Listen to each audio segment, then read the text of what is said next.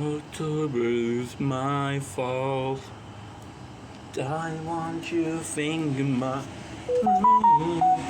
I think of all the time I wash you dun dun dun dun dun. I wash you all of my room.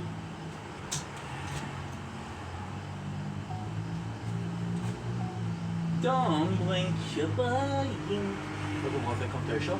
Continuing off with having a wonderful day on this 16 October, August 2025. Just came back from the concert. It was really nice. However, we missed a little bit of batteries. So that was to predict. We're using the new phone. The battery is amazing. So, hey, at least that's something.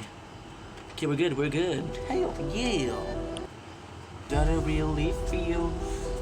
So, next on the list, we're basically making some videos. I'm not the most tired guy right now, which is a miracle. But hey, this is some videos.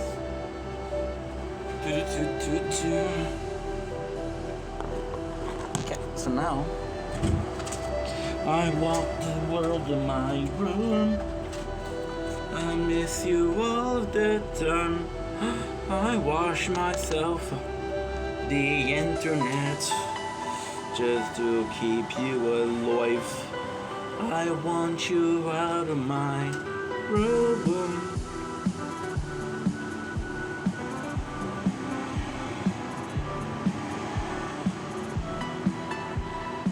My apologies.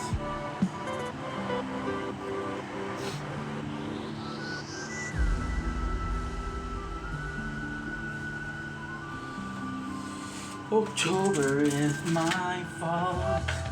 I said I was sorry. I'm not on the side, true, this side of the story. I want you out of my room. I'm sick of all of the lies. I lost myself over internet all of the time. I want you out of my room. I miss you all of the time.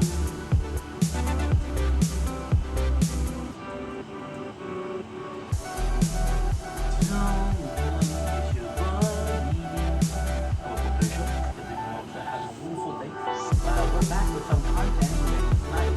You know what? We did some night course, so enjoy this night sky. The real reason is because tomorrow the day, so. I want you out of my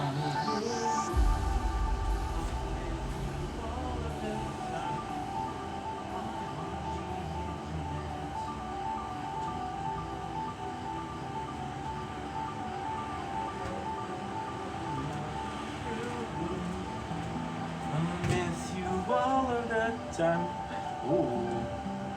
October is my fault. Aha, guess what? Guess what I'm gonna do? October is my fault. I want you all alone.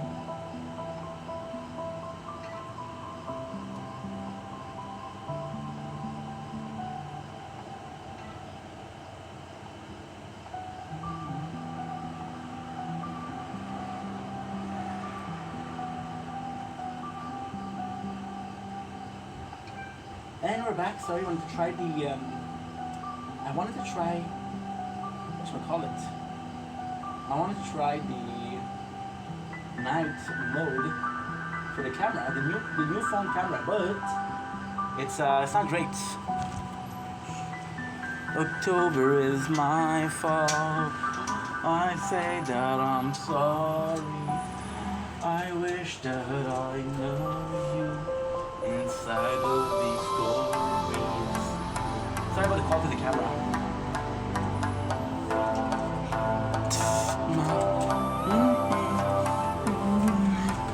I want you out of my room. I'm sick of all of your lies.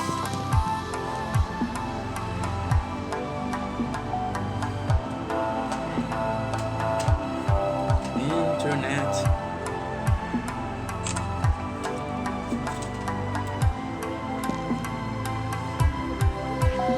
Don't blink, it's a blink. Welcome to the show. We're doing well because I'm having a wonderful day on this glorious night sky. Night sky, so it's late at night. I don't feel like going to sleep. I had a rough day and I had a rough emotional day. So I want to stay up. How do we stay up? With something called Coke. No, not that Coke. You freaking... What's wrong with you? We're talking about Coca-Cola. This one is Coca-Cola, is a special one. So I didn't want to take diet because diet can suck my... So we went with zero sugar. We were tasting Coca-Cola zero sugar. Now I'm thinking what the sugar was left, I don't know. But hey, we're going to be streaming, we're going to be having fun. It's going to be a good day. We had a rough day today, like I said. So I'm looking to elevate, I'm trying to balance, and I'm trying to go to sleep with a positive mindset. Can I agree on you? Can I agree with you on that? As I said in French, na zdrowie.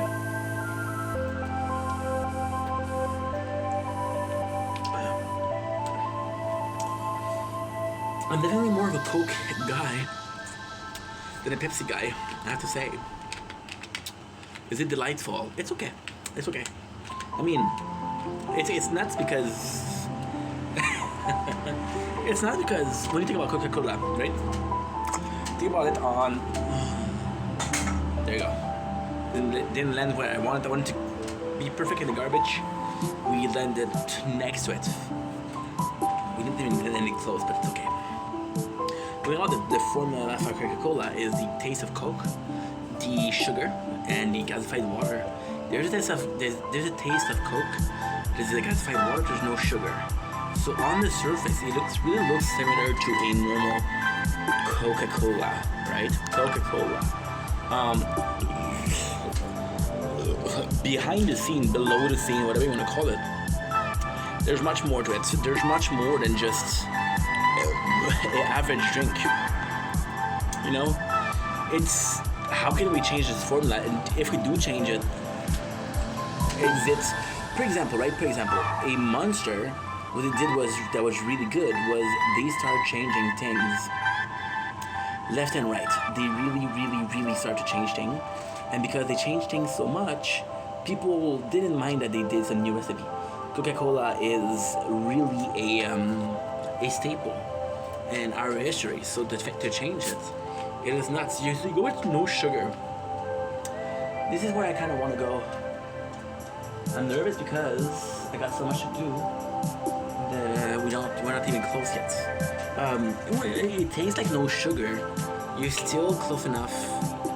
It's so weird because you're messing with plastic, first of all, so you should do that. But at the same time, it's close enough for you to be like, yeah, I like this, and it's far enough to say, yeah, this is something different. You know what I mean? So different enough for you to notice it, but say close enough to say, hey, this is Coke.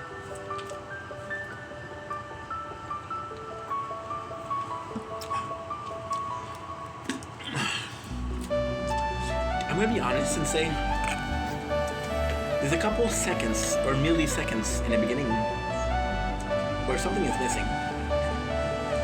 and then there's a couple milliseconds at the end where you feel like something is missing. Both of these together are weird because you're like, what am I drinking? But because most of the experience is similar, like, okay, I'm drinking Coca-Cola. See, there's this test, this famous test, right? You want to see if somebody drinks sodas or drinks soft drinks? Put 2 red cup, put Pepsi and Coca-Cola, and ask them which is which. If they don't drink sodas or soft drink, they'll say the same. They'll say they're the same because it's a lot of sugar. It's similar to syrup, and it's just gonna feel the same way. Now, here's the fun part. If you're used to soda, you can actually tell the difference between Pepsi and Coca-Cola. It's actually quite easy. Now, why am I saying all this? Well, because with this one, if you put it in a red cup and ask me what it is, I don't know if I would say Coca-Cola. Right? Now, how is this all important? It's not important. Because as long as the soft drink or the drink that you're drinking is drinkable, the drink that you're drinking is drinkable, and it's a good time. I feel it's a good time. You shouldn't care about anything else. And that's pretty much it. Anyway, long story short, peace.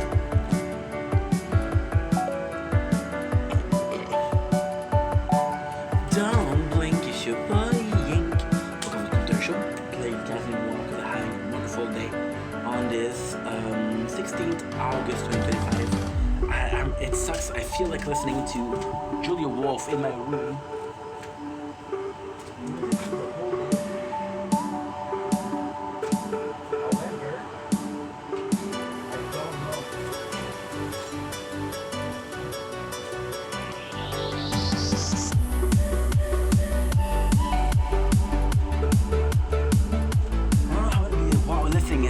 Listening to it because I'm recording this hour on all the three phones. I have my fourth phone. Oh. Yeah, it's okay.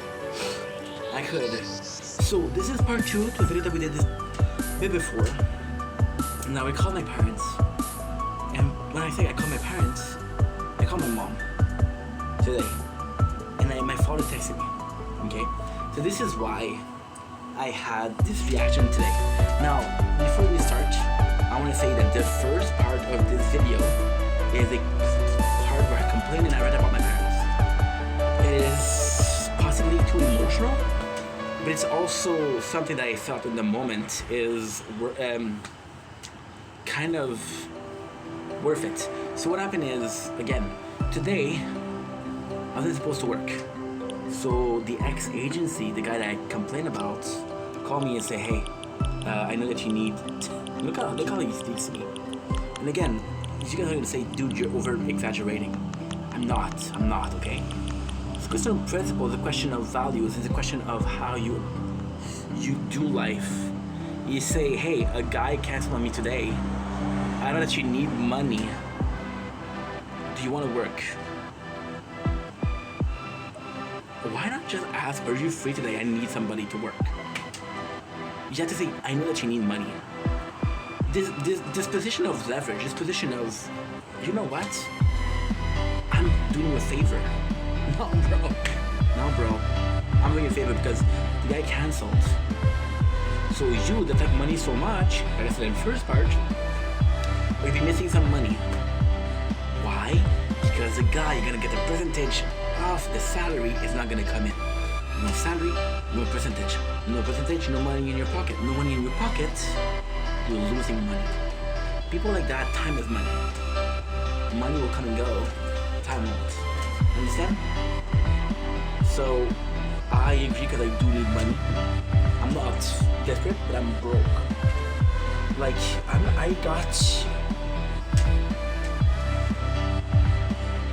good with money. I'm extremely good with money. I'm extremely good with money. But even being a magician with money, I'm not a magician. I'm not a magician. One of my neighbor's shit. Sorry. So that sucks. I didn't want to do that. Yeah. It's a bit tougher. It's a bit tougher because, you know, at the end of the day, I do what I can, and what I can is not enough, no? And that's kind of like I want to talk about. My parents. My parents, they don't know how much money I have. They don't know how much I work. They don't know what is going on in my life, right? And this is why I was really bothered today. But this is my fault, okay? When I was younger, I pushed my parents away a lot. I was like, I don't want you to be part of my life. You're not part of my life. Blah, blah, blah, blah, blah, blah. I want to be my own person, which I did. The reason for that was because my parents were a bit too controlling. So I said, you want to be controlling? You're not going to be able to control me if I just disappear. You want to be a part of my life? You're going to let me do my own stuff, and that's it. So I didn't allow them to be part of the life, right? But to my defense, I was a sad kid. I was a really sad kid. I was a kid that didn't like life. I was a kid that had this existential crisis. Who am I? there's this question. I have a tattoo. W-A-I. Who am I? It's a question that's normal to ask. But it's usually when you start changing. It's usually when you take a decision. Nothing changed. I didn't even know who I am. I didn't know what I like. I didn't know what made me happy. I didn't know what was the goal in life. You know? It was rough. It was rough. And then I pushed my parents away because I was depressed. See, my parents, they wanted me to do good. They wanted me, and I didn't want to hurt them, so I pushed them away. You know? And now, because I pushed them away so much when I was younger, they don't feel like I can get close to me. Right? My problem is that they don't know me. And again, I'm possibly not the most open person. I'm possibly not the person that is sharing the most. Even when I'm speaking to you guys, most of the video is going to be on surface. Most of the video that I'm going to do is going to be a principle. Not a factor of this is who I am. A principle. You've been looking at my video for a while, right? And I most of you guys, and that's not a bad thing, this is a me problem. Most of you guys won't be able to answer who's Ink. So, well, I think that Ink's a good dude, or I think he's a bad dude. I think he's cringe, I think he's an asshole, right? But the crazy part, if you watch my video, is you'll be able to say, yeah, I know Ink's opinion about that. But I don't know who's Ink, right? And if I'm being honest, this is so hard to admit. What was the real reason I had so much problem with Ink Vendetta taking so much space? Why do you guys think I had such a problem with not being able to be myself? Because I know exactly what Ink Vendetta is. I know his opinion. He's a hard worker.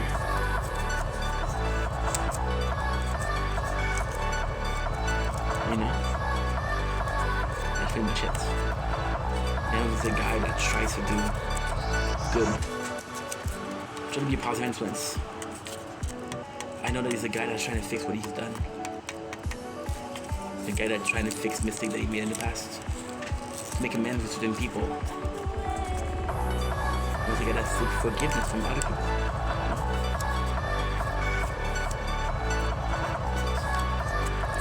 But Stefan is the exact same person. Is Stefan the exact same person because Ink is like that? Or is Ink is like that because Stefan is the exact same person? And the answer is just like this. I just did a review on Coca-Cola with no sugar. I was talking about how different it is, and people don't want to be different. Coca-Cola is a staple. Coca-Cola is a staple. I just got a text. Yeah, Coca-Cola is a staple, right? So as long as you're enjoying the drink, who cares? That's basically it. Like, people don't want to change. People, they want to have this product that they've been having since they were a kid. So change is not good. But then, who cares if there's sugar or no sugar as long as you enjoy what you're drinking? Makes sense? Cool. And this is the exact same answer here. This is the exact same concept. Who cares the difference between Stefan and Ink? As long as the person itself is positive. If you find $20 on the ground, you're not gonna ask who lost it. You'll keep it. You'll say like, what? You know what? I've lost money, and people took it and didn't ask if it was mine. So now that I found money, this is mine. You know? Kind of like a undisclosure karma. What's lost is something. There's kind of this perception, this universal theory of the reason why you lost something because somebody else needed it more than you did. The reason that you found something that you needed that something more than the person that lost it. Right?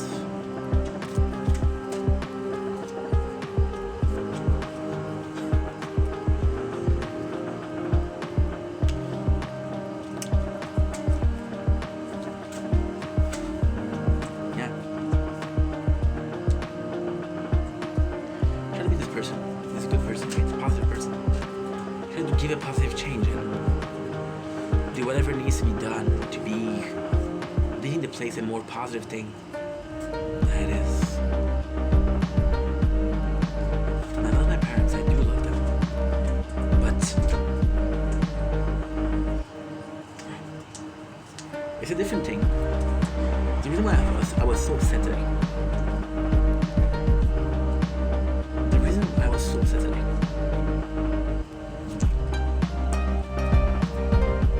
I got a fight with my mom. 5 times. We talked for 20 minutes maybe. And 5 times she says, apologize to Jacob. I told him, Jacob, fuck you. Because I had a good job. That they were willing to hire me. And he said that I was working for him for something else, which wasn't true. So he sabotaged my chances with the company that was good. So I could go back to him, crawl back to him, and beg, please do give me a job. Give me a job that I can get on my own. Give me a job that you're gonna take a part of my salary. Please, bro, I beg you. My mom, she wanted to do that.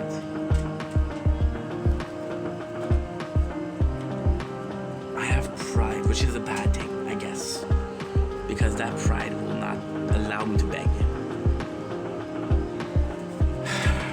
But at the same time, even if I didn't have pride, the way this person is goes against my value of what a person should do.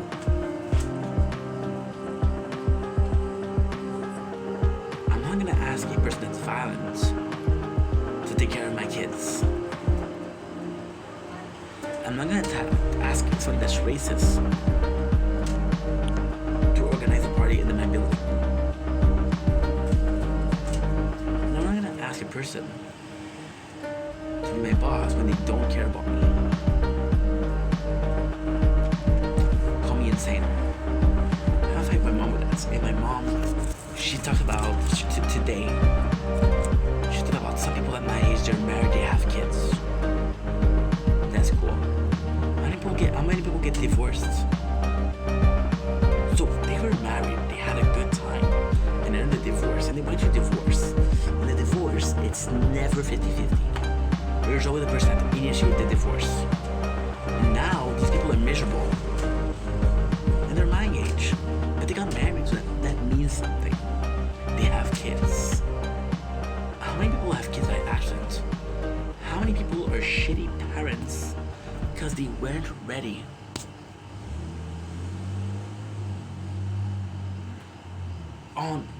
In one phrase, my mom, and I love my mom, not an issue.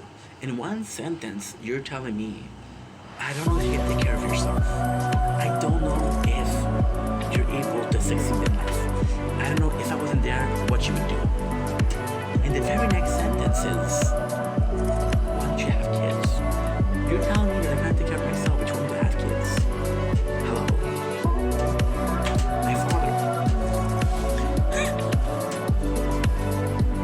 My father. I did a video like this, and this is, I promise, I swear to God, this is not planned, okay? Yesterday, I did a video. Yesterday morning, so about 36 hours ago, I made a video. Because when my friend, the one that texted today, that texted right now, told me I want to unlive myself.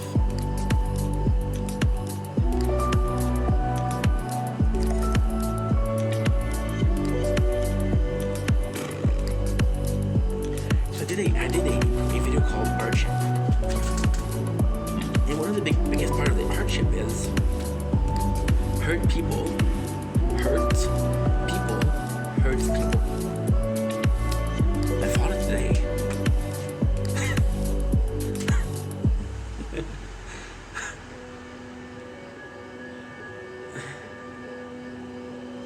This is why I go crazy. You don't understand why I'm unstable. This is why. Me and my father yesterday, we went to the office to ask for financial aid. Okay? Just financial aid. In the car, my father says, are you gonna be on welfare your whole life? I said, no, Dad. I said, this is if I don't find a job. Worst case, I get it 1 month. I find a job. Worst case, I don't get it. So what are your plans? I said, well, right now, Most of that I have are shitty because I don't have education. I don't have schooling. There's literally people with university degrees that give out CVs. The place I apply to because there's a crisis of work. If I had a diploma and something that is interesting to me, I would have a better chance of finding this place. Finding a job here. No, you know, if they have a university diploma, let's be honest here, let's be honest. Would it make them better employees? No, of course not. But it gives the boss more reason to give them a shot. And all I need is a shot. See, that's the thing. I never been good at interview. How often did I get fired versus how often did I quit? You know how often I got fired? 2 times. You know how often I quit? 13 times. Been working for 12 years, by the way. So yeah. And then he sent me okay, so this is a long story, but I'm gonna tell you anyway. And this again, I'm not a perfect person. This is me opening up to you guys. This is me being vulnerable. Please understand this. Okay, this is hard for me to say. I was 22. And the worst thing is, like, I talked about my hardship yesterday, which is my biggest depression. I have this girl, and I mentioned this in the depression video yesterday.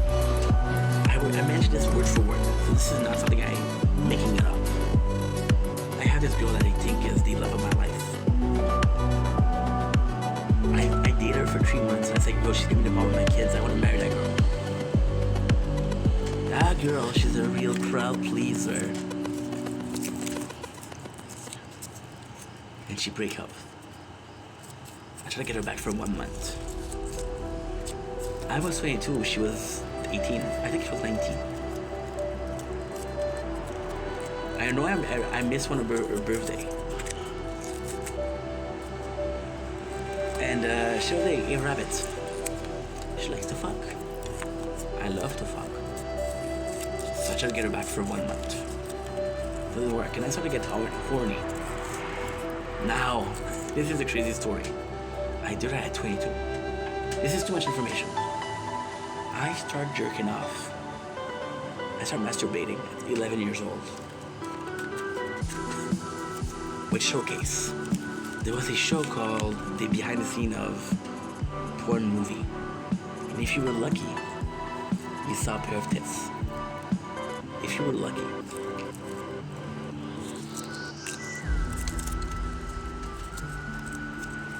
I had my first kiss at 20. Lost my virginity at 12. And it wasn't great. It was a girl. She was a virgin hunter. What happened is she was touched when she was younger. So then she wanted to steal the virginity of people, like her virginity was stolen. Long story short, you're a slut. But you give good head, so you're good. My second experience was at 22. For 11 years. No, for 9 years. I jerk off. And I find a girl that's not only good and bad, but wants to do it. I spent a weekend at her place and we did it 9-10 times. It was really good. I spent a month and I'm a horny. So of course I go back to porn, right? That's what you do. But no, I had a taste of heaven. Why did I go back to mortal? I had ambrosia. Why did I go back to Apple? The cell phone company, of course. There's this girl that likes me. And I do not like her back. Never did. She loves me. And I know that she loves me. So I seduce her just to fuck. And she tells me she loves me. And I say me too, even though I'm lying because I want to keep fucking. I took this girl on a lie and made her promises that I'd never intend to do for 9 months.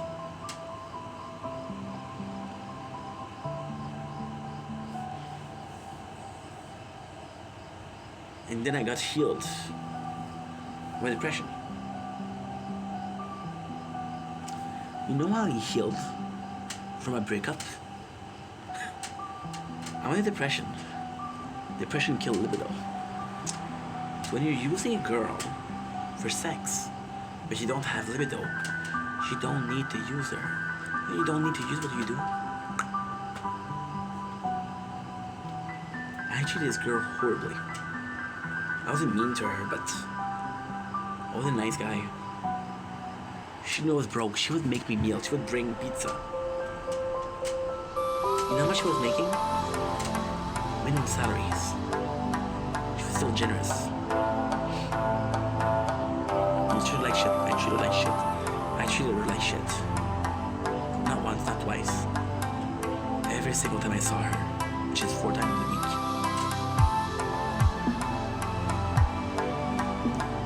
So then my father tells me this place hires. The place she's working. When I met her, she was working there. Now she's the assistant manager there. I tell my father.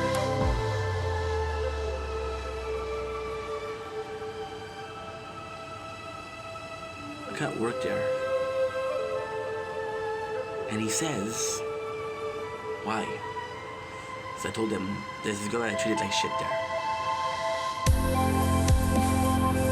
My father says, who cares? You need to pay the bill.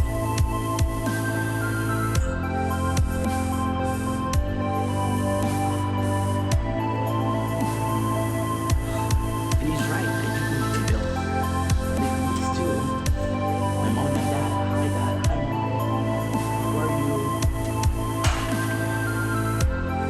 They don't know how much I have. They don't know how much I have. My mom literally calls me at 8 o'clock in the morning, panicking. Steph, do you have enough to eat? I'm like, Mom, I'm fucking obese. I think I got enough food, right? When you'll be seeing me lose some weight, you get to worry. I'm getting fatter every single day. I think I'm eating okay. They don't know. They don't know how much I work. They don't know how much I have. They don't know how much I'm looking for work. They assume. Now, this video started simply. This video started with me saying that I hide stuff from them, which is true. But there's a reason for that. I was with my father. I go to my mom's house because he kicked me out. Kicked me out at 18, he kicked me out. And then I go to my mom's house. And it's a pleasure there because I get to do whatever the fuck I want. I get to eat what I want, I get to do what I want. There is nothing in my way to do whatever I want to do. I go to my mom's house for a year. I gained 80 pounds. Went to my father's place. We finished a course for baking. There's a girl in my class, and this is a true story. She tells me, I got a place for you, but I gotta buy the bakery first. So I ask her, when are you gonna be ready? She say, the month of July. I finished the school the month of November. So November to July, which is about 10 months. I spent those 10 months in my room because me and my stepmom, she's giving me shit because she doesn't want me working there because she says I don't respect anybody. But I don't want to be there. I'm forced to be there because, so it's complex. I should treat my father really well because I like my father. But at the same time, I know the situation is temporary. So I am myself. And if you don't appreciate, I'll be gone. I'll be gone in July.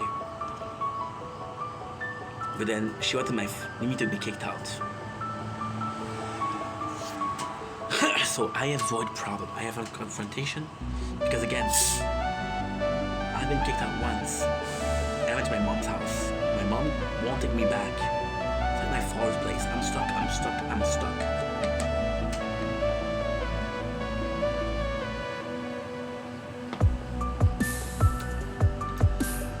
Long story short, I spent 8 months in my room. don't remember how much. Yeah, I spent 10 months right in my room. I have 3 things. I got my cell phone to watch YouTube and to do emulator game. I have 3 weights, 20 pounds, and I still have to. And I got rubber band resistance thing. So in 10 months I lose 70 pounds, right? I am starting work in a week. By the time I start talking to my friend, because again, I went to my mom's house, I was depressed, I came back, I started working out, I started feeling better about myself. I started healing again. I go out. This one night, my father and his girlfriend go into my room, and I didn't trust them, so I put a trap there. I went in their medication cabinet. Tylenol, Advil, vitamin C, vitamin E. What was that? There was another one. I don't remember what it is. And I hide the package. They think it's drugs. So I come back the next day. My father says, come here. Said, either you tell me what this is, or you're out. Now, okay, so there's 3 things. First of all, how am I gonna get drugs if you guys are always home and I'm in my room? I'm gonna wait until you fall asleep to go get drugs and come back. And I'm gonna do it while you're sleeping, that way you don't hear me. I don't think so. So I go in the cabinets, take out the corresponding things, and I show him. He said, why did you do that? It's because I knew we were gonna look at my room. My father came in. He had the key. He would take pictures of my apartment. Because the dishes weren't done. Picture. He took a picture of a bag of ramen because the expiry date, it was expired. So there you don't care about what you eat. But, Papa, Dad, they're fucking ramens, dude. They're dry food. They'll be good. Don't worry. And if I'm sick, then I'm a dumbass for eating over due date food. That's my fault. I'm depressed. He goes into my medicine cabinet. He takes a picture. Now this is all okay. This is all okay. Because once again, it's a feeling of fear. I'm worried about my son. So my stepmom, his girlfriend, one time, she cooked something. And it's not great. Sorry, it's not good. And I'm forcing myself to eat, but at the same time, it's not great. So she said I'm struggling to eat. She says, what's wrong? And I said, I'm sorry, I don't like it. And then she tells me, you eat 2 years old ramen, but you don't like my food. So I look at her and I said, I don't eat 2 years old ramen because I don't even know the date. I'll be honest, I don't know the date. You know what she said? You know what she says? I saw the pictures.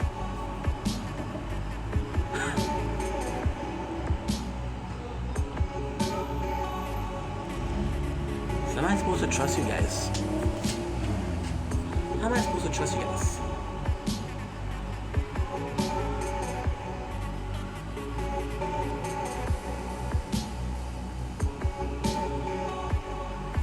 So what I did, I started hiding stuff.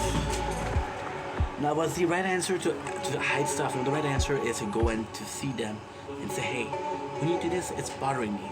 It's not nice. It's not okay to do this. And if they choose to continue, that's their fault. If they don't choose to continue, like, okay, well, thank you for respecting my wishes, right? So am I so mad today? Why was I so mad?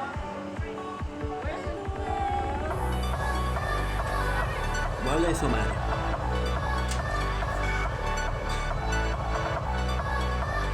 Because I'm not hiding stuff from you guys. They both know my name on social media. If they're curious, they just have to see. They just have to go there and say, did my son did nothing today? Wait a second, he posted 10 videos today. Wait a second, in this video, you see him giving out CVs.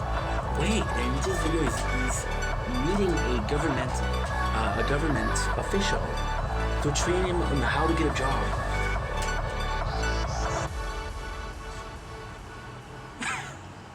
Wait, on this video, you see him working.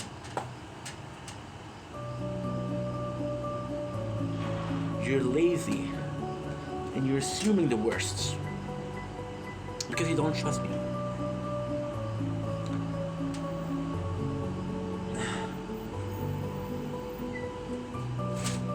Now it's one thing to not trust a person because you don't trust them because they're bad people.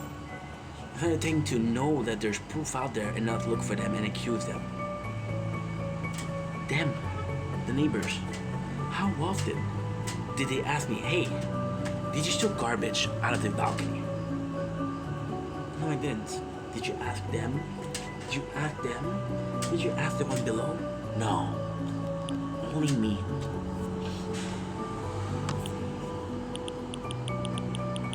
And then they literally had to cut somebody else. Do it.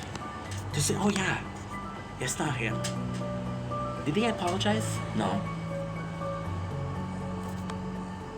Did they say, hey, I was wrong? No. Fuck me, right? Fuck me. And this is what's bothering me. This is what's bothering me. In a world where there's no difference in between if I'm nice or wrong, if I'm guilty in both cases. A less honest person, a more fucked up person, would see people treat him as lazy and be lazy. Well, they think I'm guilty, so might as well be guilty. They think I'm gonna steal, so might as well steal.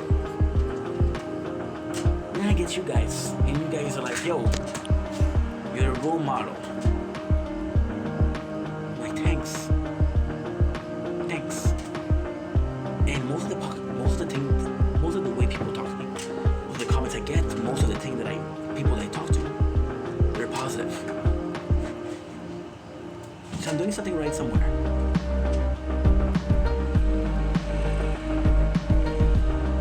It bothers me. I had this job with the agency that I didn't like.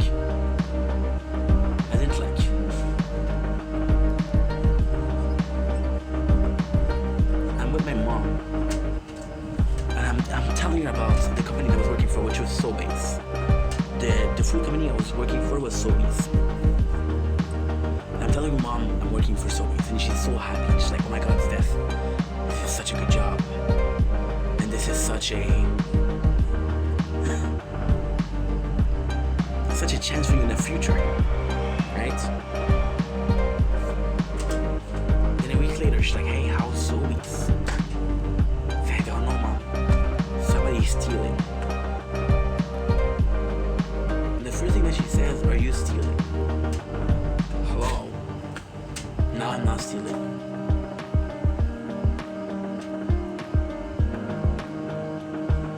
And then I tell her that it's a sad thing because the boss at Sobeys is a really nice guy.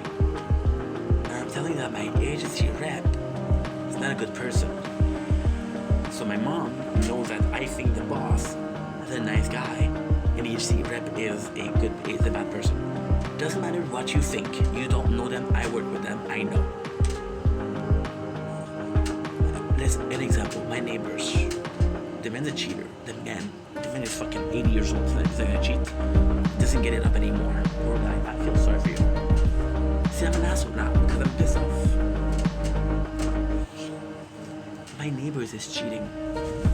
And I know he's cheating. And you're still like, oh, he's a really nice guy. Well, he's not. He's not. Because he's cheating. And then the boss of Sobeys, they comes in because we have a report. He said, I'm a nice guy. I spend time with people. Company, I talk to the employees. They talk to me.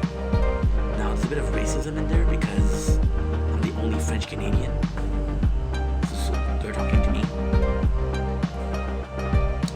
So yeah, there's a bit of racism there. And I'm talking to them. And the boss, he tells me, hey, Steph, is there people stealing? And I don't want to snitch. Which is not true because I snitched to Jacob. But then what to do, so I told the guy that was in charge of the agency.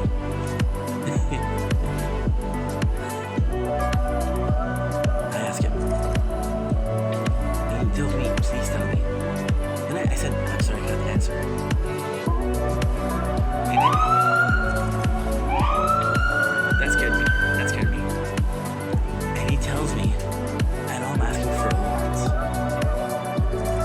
I'll give you a day. Please tell me.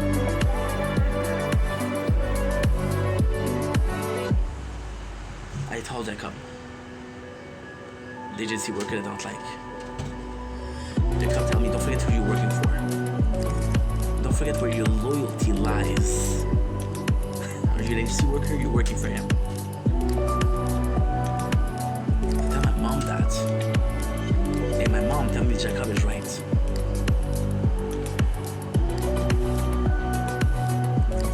Now that's her opinion. I understand that. I understand that. But I want to go back to the example of the neighbors. The neighbors are really nice to my girlfriend. Really nice. They're almost maternal to them, to my girlfriend. I'm not gonna tell my girlfriend that the guy is a cheater, because it's gonna hurt her feeling.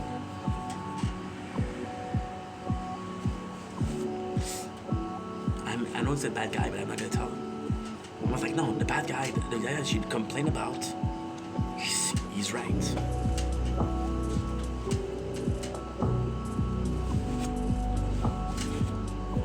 And she tells me, don't bite the end that feeds you.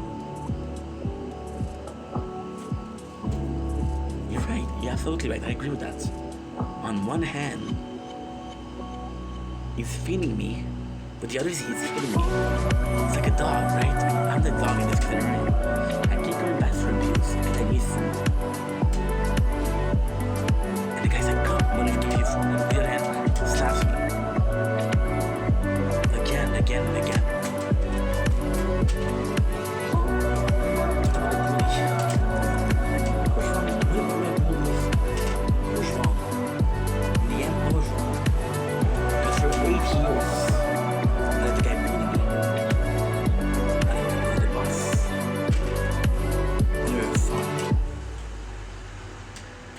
I started entering. After 6 years. A bit too late.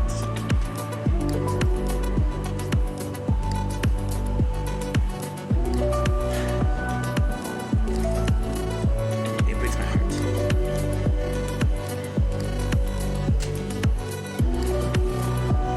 It breaks my heart.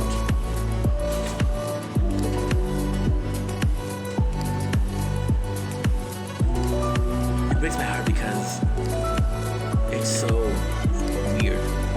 It's so fake. People think I'm lazy. I'm literally giving you the proof. You don't have to trust me. Don't trust me, that's fine. That's okay. Watch the videos. Count the videos that I uploaded today. Count them. You don't even have to click on the video. They'll tell you the time. Wow, Ink, I don't know what he did today, but he worked for 4 hours. If you go on Ink Vendetta Gaming, oh my god, you streamed for 7 hours.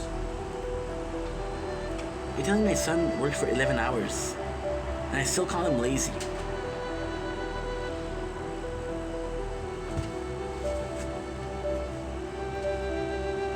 kid? No.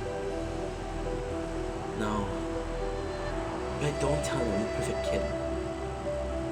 I don't tell them I'm perfect. They're not gonna believe in it until it brings money.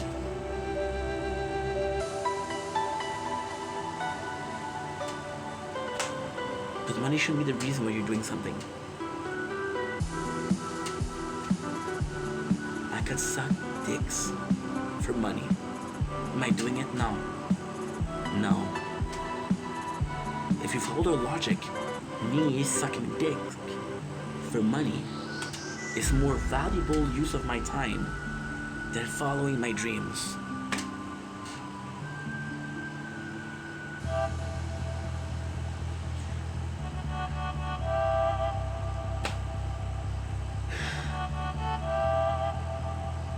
That's why I'm pissed.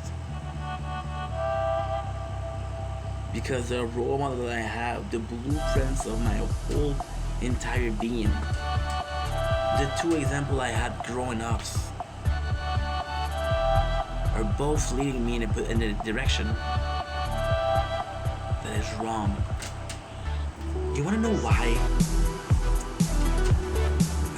When I was younger I didn't like working. I'm gonna be honest with you. I'm gonna be very honest, okay? Very honest.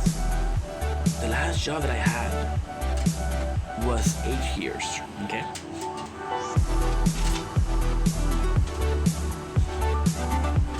It was the best that I ever had. Still, 38 hours out of the 40, I had music. The last 2 years at the job, I was thinking about social media. That was my favorite job. You wanna know why I don't like work? You wanna know why I don't like working? Because I grew up with a dad that all he had to talk about was work. He didn't have personality. He didn't have dream. He didn't have inspiration.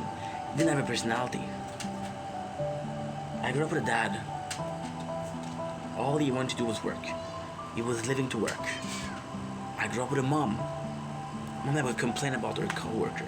I grew up with a mom that would complain about how hard life was, how hard she was working. But then when they were offering overtime and she was tired, she was the first to say yes. Because she was afraid of missing money. I grew up with two people that had a very toxic relationship with work.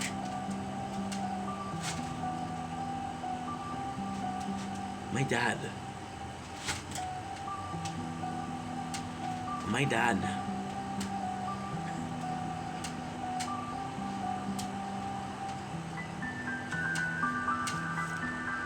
The second my stepmom isn't around, they'll call me. Say, you wanna come over? I feel lonely. My mom, who is 67, doesn't have to work. She'll be 67 in 4 days. She won't have to work. She doesn't need to work. Tells me, Steph, I'm depressed. Ask her why. She said, I want to go to Egypt. I said, why don't you go to Egypt? I have to work. So I tell her, why do you need to work, Mom? She tells me I'm going to be bored otherwise.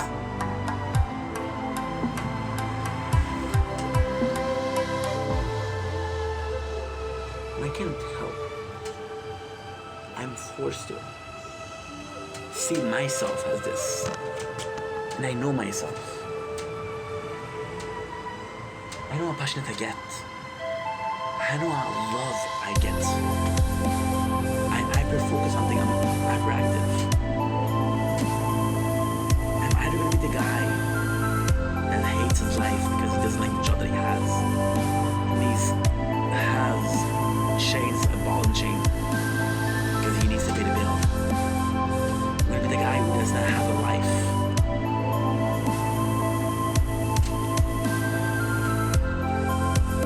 Because he worked too much.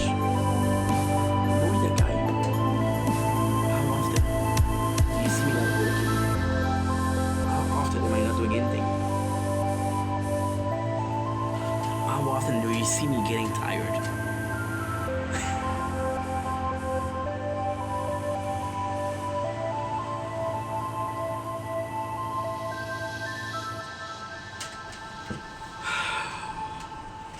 It would be different if it wasn't for content.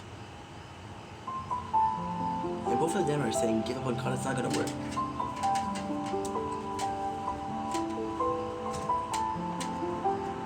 If your content is complex, do you know why it's complex?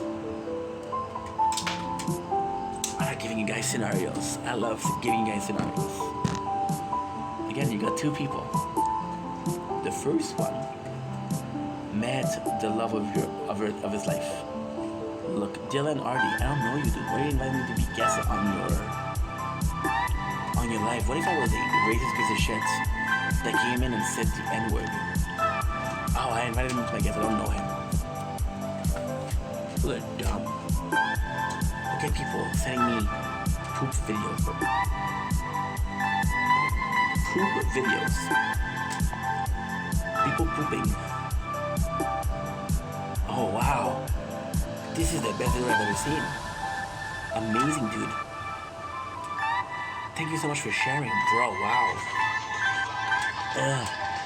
My name is Rami, I'm an addict.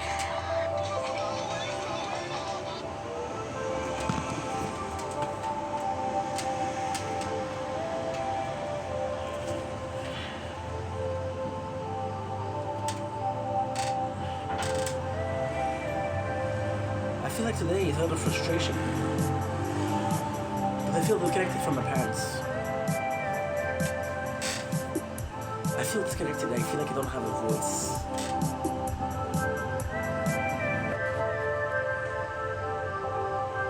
I have to lie to my mom to tell her I don't see my father.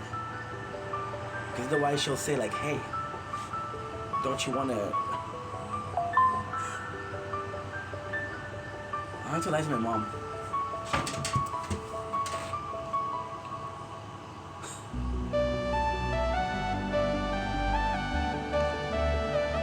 To lie to my mom and say, I'm not seeing my father. Otherwise she said, I wish you were seeing me more often. So I feel bad about that. My father's inviting me. And he says, wanna come over? And I tell him no. I can't tell him. I can't tell him.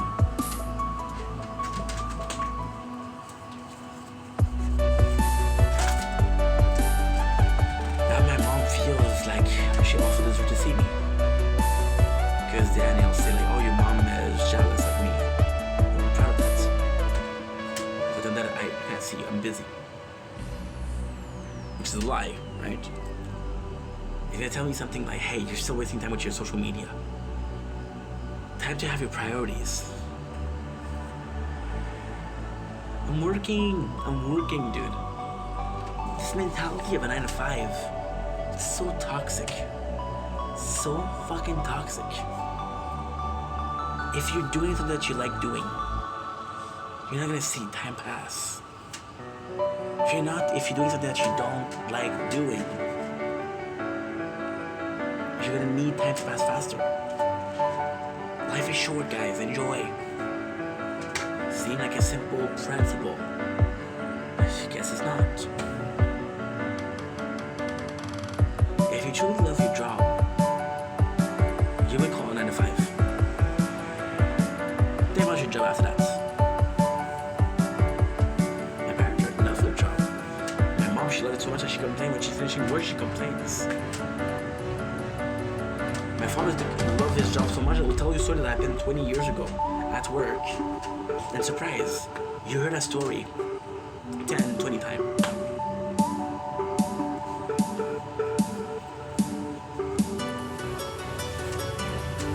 I feel disconnected. I feel like I have to be somebody else to please my parents. I feel like I have to be another person to make them happy.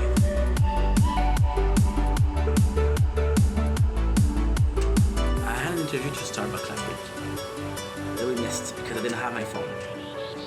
Remember when it was broken? Yeah. It's an interview, that's a job.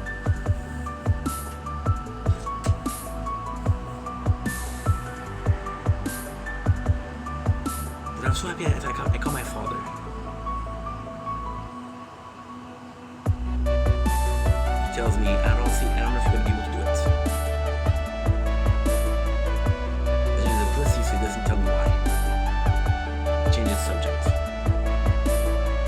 push him and I push and I push him until I see that he's uncomfortable and I feel bad that I pushed him too much. I feel bad that I don't push him enough. I don't push him anymore. Cause my mom was a lot more honest, a lot more direct. She tells me, Steph, this is not for you. You're gonna have a lot of order. You're gonna get stressed. This is not for you. So I'm here telling you that I have this job opportunity. And it's an amazing job opportunity. And you're telling me that it's not for me. But then on the same sentence you say, hey, you need to work. Just not this job. What am I supposed to do, Mom? What am I supposed to do? Tell me. Please tell me. Please tell me what I am supposed to do. Please tell me how to live my life. Please tell me how to spend the next 70 years of my life. I'm 32. So luckily, if I was to work in a place I didn't like, I only have to do 33 years. Oh, we're gonna do some math, okay? Let's do some math. Let's say you're working 11 months a year. Take out the vacation, take out the Christmas vacation, blah, blah, blah, blah. 11 months, right? So you do 44. Because 11 times 4, right? Then you do 44 times 40. But you're not great at math, right? So what you do is you do 40 times 4. 160. 40 times... No, wait. Yeah, 40 times 44. 4 times 6. No, I'm so sorry. 44, yeah. Times 40, yeah. It's 40. 40 times 40. 4 times 40 is how much? It's 160. 4 times 4, 16.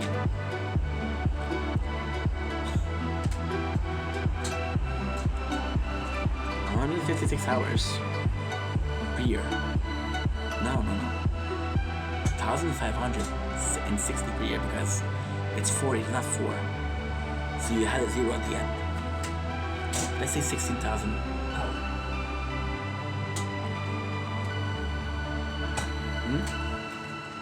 The 16,000 hours times 30, which is about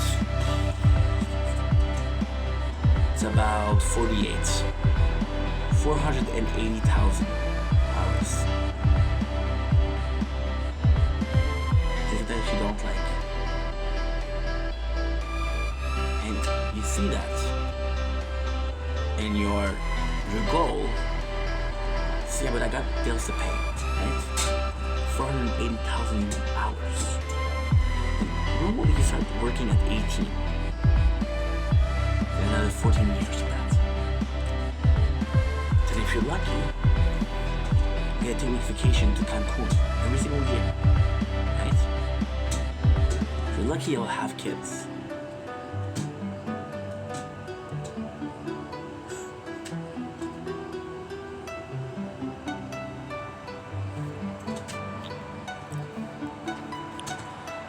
People wear those balls and chain proudly. I don't. And I'm lazy. Not to kiss my own ass.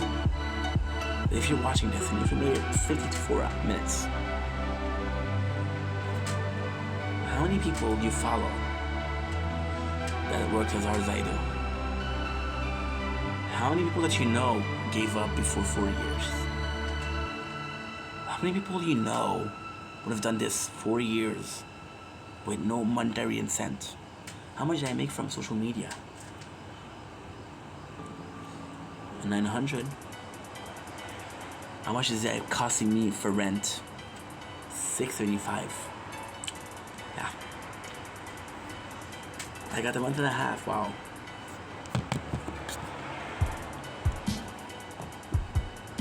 When do you hear me complain about working hard?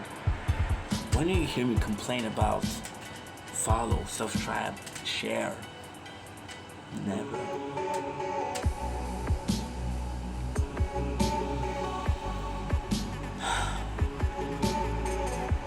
I'm not a parent, I'm not a father.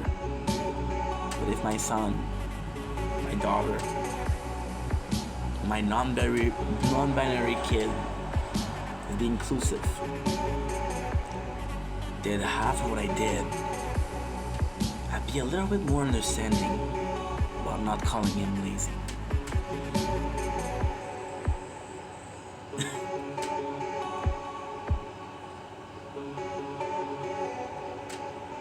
My job, my mom sent me a job application today for Starbucks, which is a great thing. It's a great thing because last week she told me, this is not a job for you, Steph. It's too stressful. So yeah, mom, it's not that big.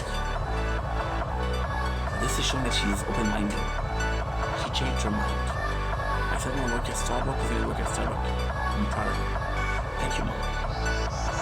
She sent me a job application. I said, mom, the place is not open. And she told me, so what?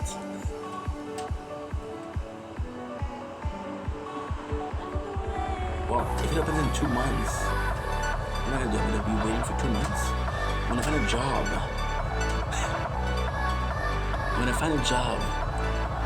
and I know I'm gonna quit after a month and a half, what's the point?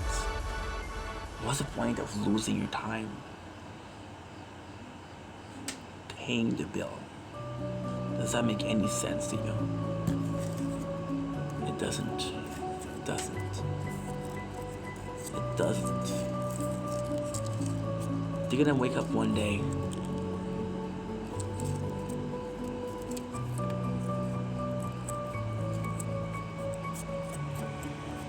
and say, and they probably already did, and they say, my son wasted his life. I failed. My mom said the word, where did I fail? My father says, I don't understand, I raised you so well. What's wrong with you?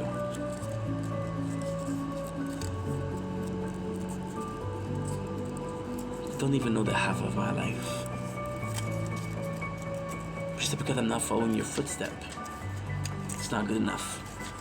Your path, your ways, are the only way that I have a future. The only way that I have a chance at something called life. Should be married, should be having kids. Doesn't matter if I don't like my wife, should be married.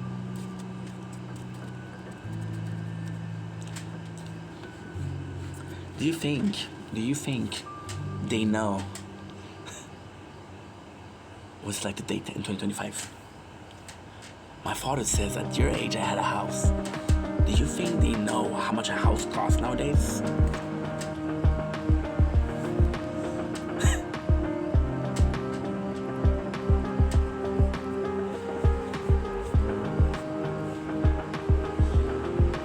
Funny yesterday that says, I don't know why you don't have a job.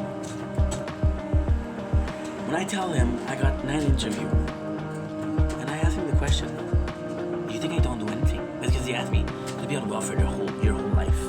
And I'm like, you know how much I apply? He says, well, I don't know. I don't see you applying. So I tell him, I told you I had interviews. I told you they had to call me back. So you're telling me that I'm lying about giving a job. I'm lying about failing an interview. Why? If I was lying, I would say I would succeed. I have a very simple solution.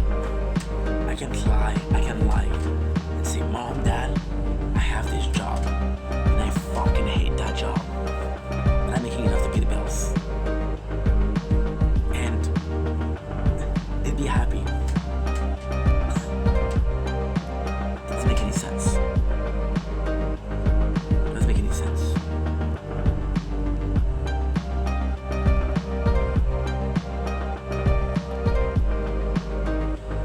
Maybe I'm the outdog, maybe I'm the black sheep, maybe I'm the one who's wrong. Wait to see.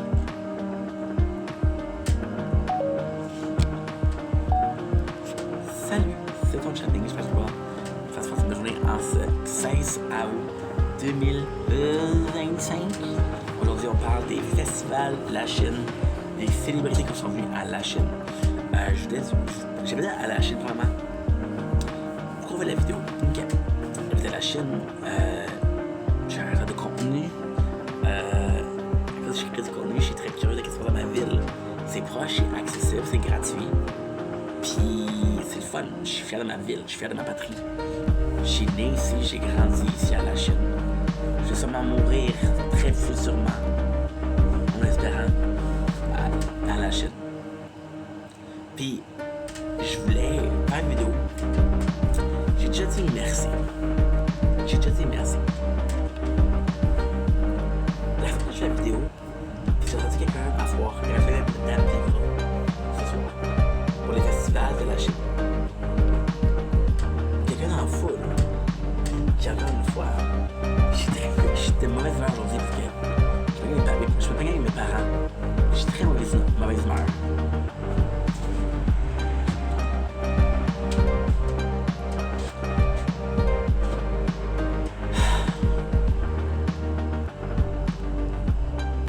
Dans la foule, il dit qui c'est qui veut voir Dame Bigra? Mon gars, t'es venu faire un spectacle pour voir Dame Bigra. Tu dis ça. On a eu des spectacles. On a eu Marjo pour la Saint-Jean. Est-ce que j'aurais payé pour voir un concert de Marjo? Non. On a eu des de Dame Bigra. J'aurais-tu payé pour un concert de Dame Bigra? Non. On a un humoriste aujourd'hui, Julie Fortin. J'aurais-tu payé pour voir Julie Fortin? Non. En pensant. Elle était pas payée la fille que je la suivre. C'est sur TikTok. À mes yeux,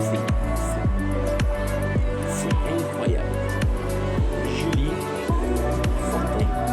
Mais je suis vraiment avec mes parents qui est les deux.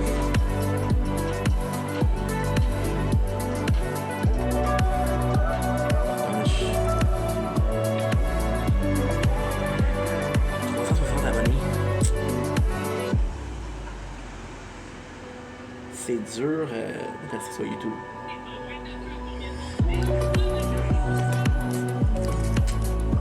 C'est sûr que si c'était là, j'aurais peut-être pas payé pour ça.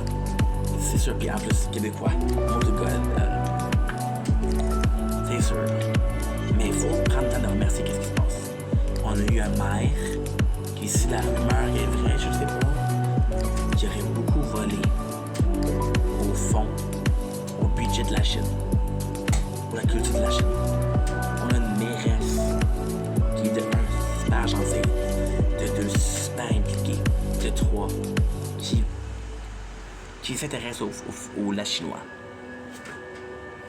Trouve le moyen de se plaindre. C'est ça la vidéo aujourd'hui. Tu sais, je suis pas à dire que est-ce que je m'en fous? Je m'en fous. J'ai 32 ans. C'est la première fois de la Chine à laquelle je l'assiste. J'ai 32 ans, j'ai assisté à 3 spectacles de la Saint-Jean. Puis si je fais pas de contenu, je l'aurais pas fait. J'ai 32 ans, j'ai assisté à 4 parties de la Fête du Canada. Si je fais pas de contenu, je serais pas allé. On se plaint tellement. Je trouve que c'est important de dire merci à choses qui sont importantes. Tu sais,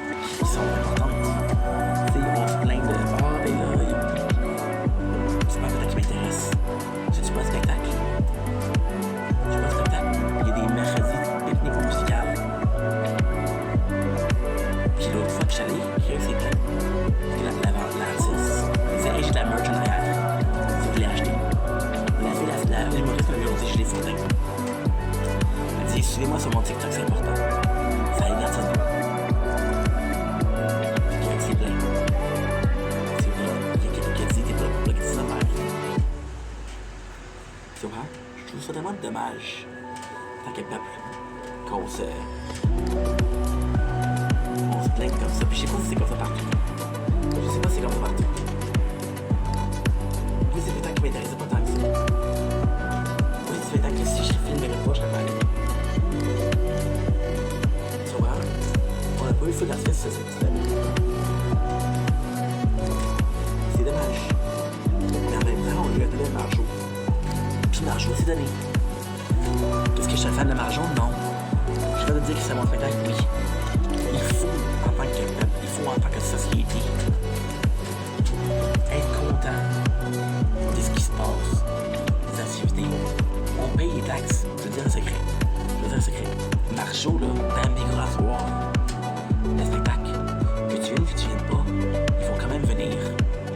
tu viennes, que tu viennes pas, on a quand même pris des taxes municipales pour payer le spectacle. Tu payes pour le spectacle puis t'en profites pas. Tu fais pas le spectacle puis tu te plains. Maintenant, est-ce que je dis que tu devrais forcer à voir un spectacle qui t'intéresse pas? Non, je dis pas ça. Je dis pas ça. Mais plus de fois qu'on fait rien, quand qu'est-ce qu'on fait quelque chose, ça t'intéresse pas. La Chine, c'est une belle ville. Je te prends à découvrir. C'est une très belle ville. Je suis très choyé d'avoir Paris comme ça. Montréal, c'est une belle ville. L'île de Montréal, c'est une place qui est bon à vivre. Tu comprends? C'est tellement dommage. Le que je vais faire maintenant, c'est un merci. Merci d'organiser quelque chose. Merci de faire l'effort pour les concitoyens. Ceux que ça intéresse, ceux que ça intéresse pas. Je veux dire quelque chose. Je veux dire quelque chose qui est vraiment triste. C'est mon opinion par rapport à tout ça. Ce soir, le concert de Madame Negra, dans la foule, il y a plus d'immigrants que Québécois. Plus d'immigrants que Québécois. Je trouve ça dommage. Marjo, plus d'immigrants que Québécois. Puis je trouve ça dommage. Ces gens-là, c'est des piliers de la culture québécoise. C'est des gens qui nous ont appris quelque chose. Qui se sont levés pour avoir une culture musicale au Québec. Je l'adore, Carl Tremblay, je l'adore. J'aime trop les Cowboys fringants. J'aime trop d'accord. J'aime Simple Plan aussi, j'aime Marie-Mé. Il y a plus que ça au Québec. Il y a plus que ça. Je donne la chance aux gens. Lui, Maurice, tu fais des spectacles. Il y a 370 abonnés sur TikTok. Guys. Mon Dieu. Je peux pas prendre faire ça. Je peux pas croire que je peux faire ça. Ok. J'ai pas le choix. Je m'excuse. Encore une fois, vous allez me détester, mais j'ai pas le choix. La première fille, celle qui me fait le spectacle aujourd'hui. 370 abonnés. Maintenant, moi.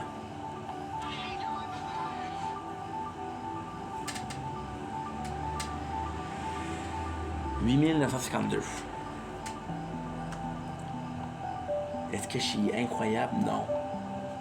Est-ce que j'ai fait une moins bonne job que qu'elle a fait? Oui. J'aurais-tu les couilles de faire un spectacle? Non. J'ai aimé le spectacle, pas tant que ça. Mais Chris, ça s'est levé. Chris a fait l'effort.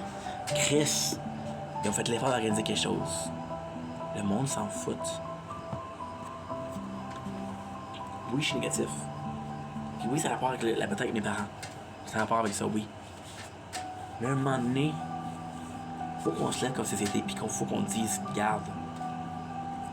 Faut qu'on encourage nos gens. Faut qu'on dise merci. T'as pas un spectacle, vas-y pas. Mais bâche-le pas. C'est tellement dommage. C'est qu'est-ce que c'est? Je veux pas dire que c'est québécois, mais c'est pas québécois. C'est pas même la société, par exemple. On a des élections. Puis on regarde ça. Puis on voit qui a gagné. Puis le gars, il fait son spectacle, il fait son speech. Il y a un remerciement. T'as la moitié de la foule qui est comme, hey, sans police. Ça me brisait le cœur. Hey, je me plains tellement aujourd'hui, là, mon Dieu. Mon Dieu. Pourquoi je suis fâché avec mon père m'a traité de paresseux aujourd'hui. Mon père m'a traité de paresseux. Et je sais pas à quel point je travaille. Parce qu'il s'en fout de ce que je fais. On avait un... Cette année en plus, cette année. On a eu Jackmeet Singh. Qui a donné son discours de départ. Il a arrêté de la politique. Est-ce que j'ai volé Jackmeet Singh? Est-ce que j'ai voté? Non. Que j'ai déjà eu l'intention de voter Jackmeet Singh? Non. Pas en doute. Je veux pas faire partie. Le parti démocrate, je l'aime pas. C'est un parti de gauche. La gauche est communiste. Comprenez ça. Ça va marcher. Ça marchera pas. Le quatrième, ça marchera pas non plus. Pas le système parfait. C'est de ça. Pas de ça. Il a fait son spectacle, il a fait son speech de revoir. Puis t'as Bernard je me rappelle même plus c'est quoi ça, le gars de Parti québécois. Il a fait son speech en même temps que Jacques Meeting. Pourquoi? Pourquoi on est au Québec? Tu sais, je suis tellement fier de la Chine, je suis tellement fier des spectacles qu'on fait. Mais j'aimerais ça que je vous dis pas, encore une fois. Puis ça, c'est un message d'intérêt que je fais là. Ça, c'est mon opinion. Tu peux pas d'accord avec moi, je m'en fous. C'est mon opinion. Il est 1h30 du matin, un samedi soir. J'ai une coupette de verre de vin en moi. Fait que demain, j'aurais pas même discours, mais présentement. Je trouve ça dommage. Pourquoi on s'en fout? Quel point on s'en fout? Antoine Bertrand. Il était fait sous la Saint-Jean. Puis le monde dit, oh mon Dieu, ton speech est tellement bon. Il était tellement bon.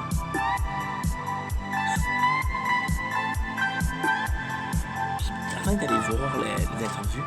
Puis il dit, j'ai été chanceux. T'es chanceux, mon gars, t'as travaillé fort, là. J'ai plus con.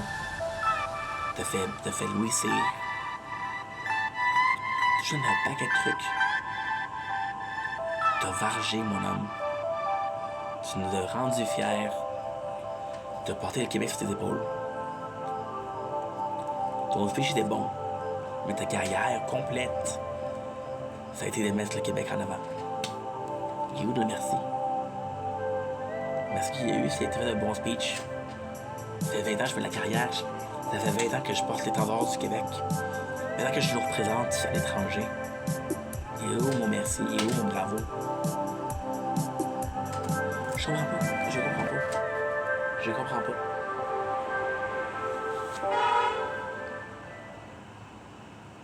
En tout cas, je me plains beaucoup, mais...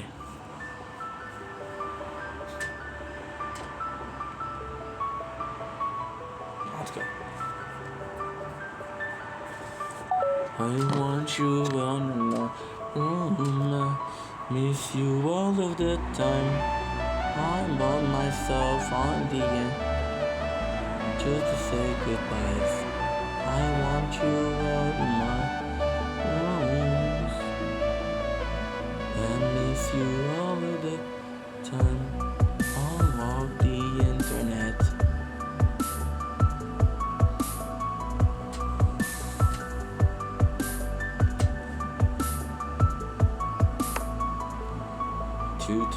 Choo.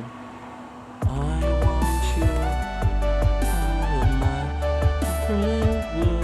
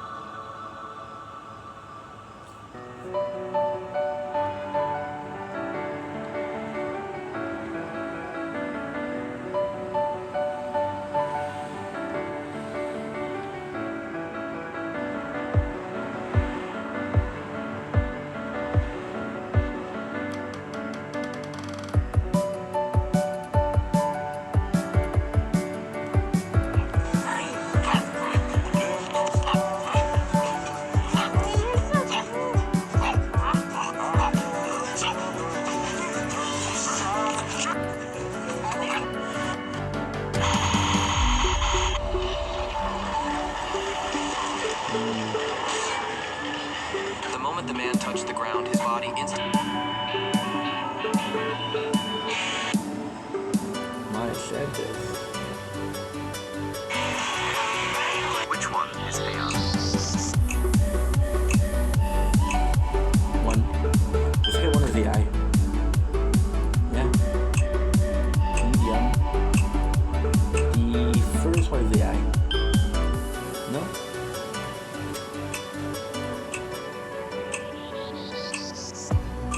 Yeah, I think I won.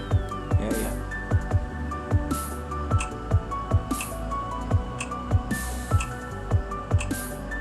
First one is AI. Which one is AI? That looks like a good sausage though. I don't give a fuck about the next bitch.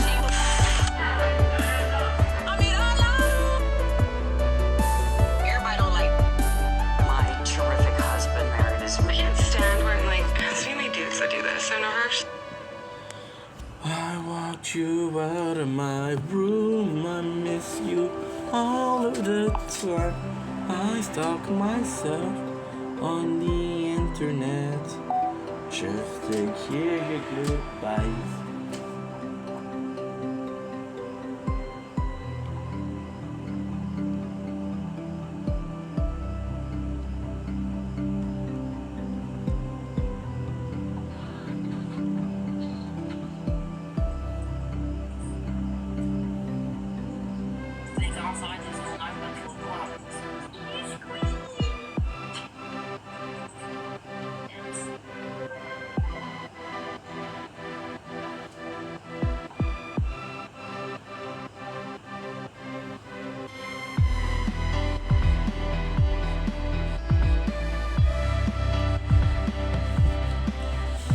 I'm watching all this now. I miss you all of the time. I'm on the internet.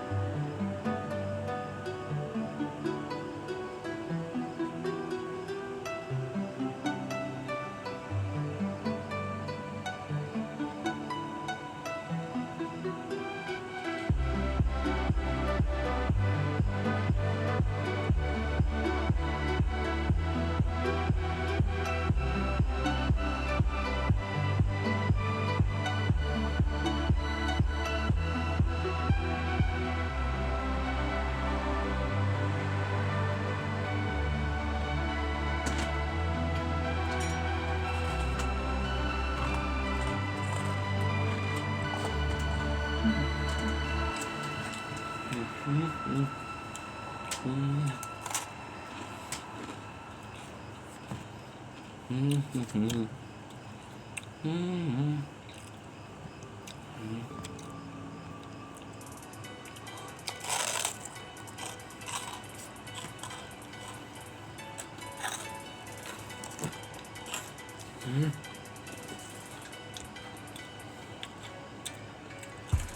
never seen a woman do this.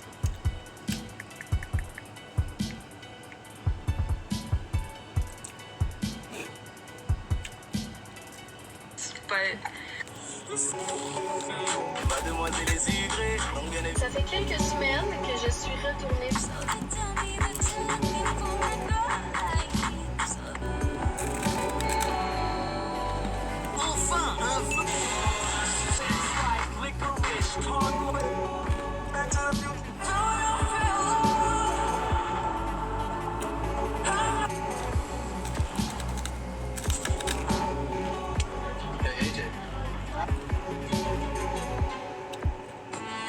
You look 12. Can you find a grown-up to tell me that? Don't move your hand. See that? Grown-up.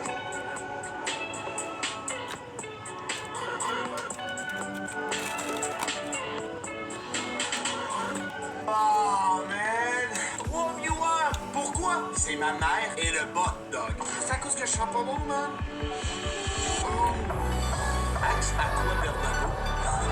Max, à quoi Bernardo?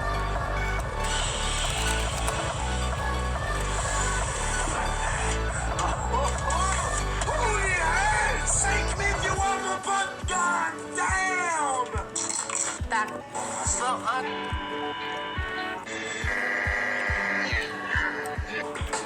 tired of being.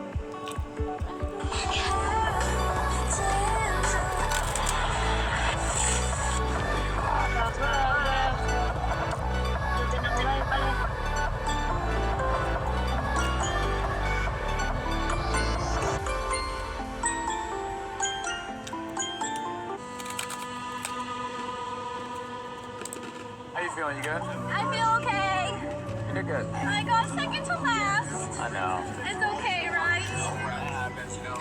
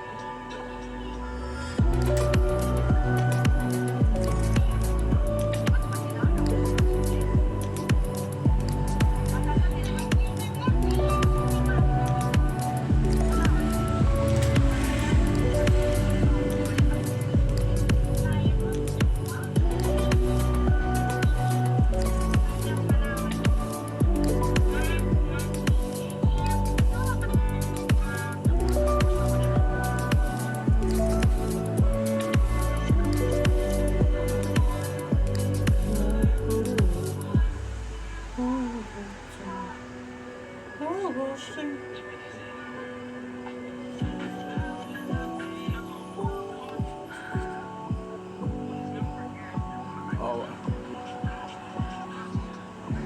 lot of person today. It's nuts.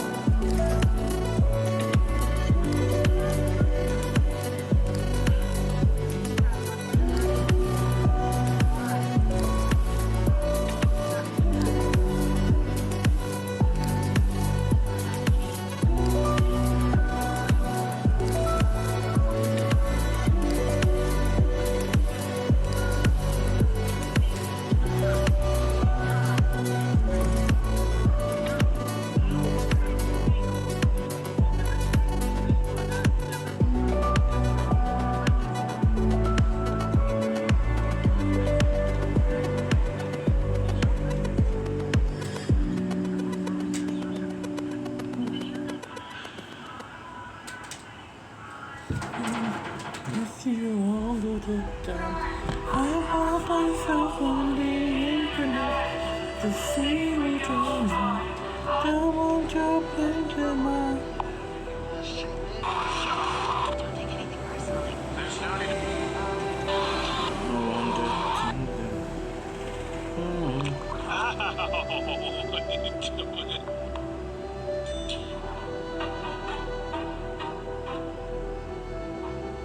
Once I took your medication. Rufus! You remember that? Rufus! Rufus? Rufus, c'est où? Do you remember that? Rufus? Rufus! Do you remember that? Rufus! Rufus? Rufus, t'es où? Do you remember that? I don't care. Leia, come.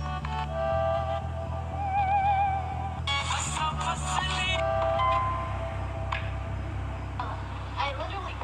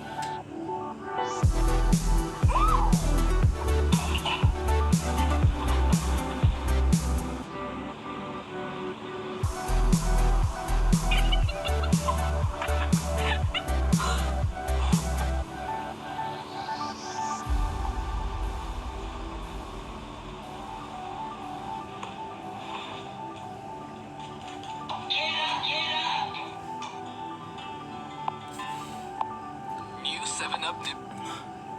I want your things in my room. I'm sick of all of your lies. I touch myself on the internet.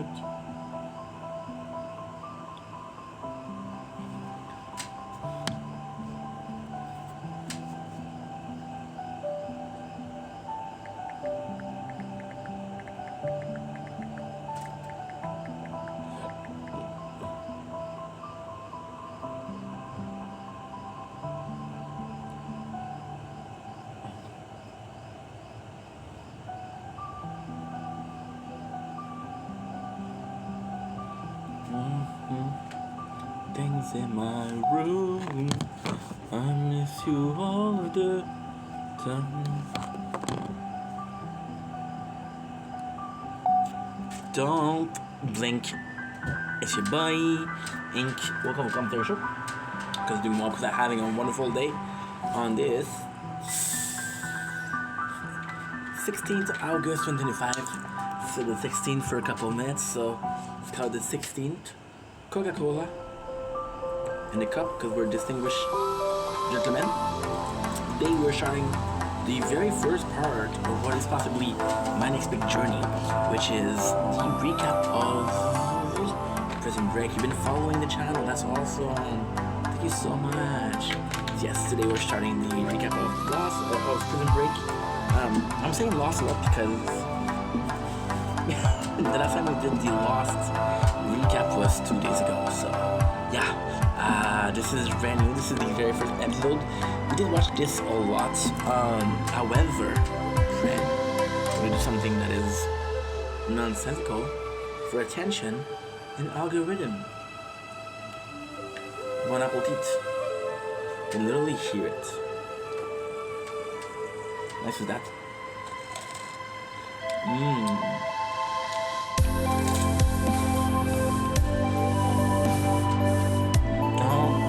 Honestly, this is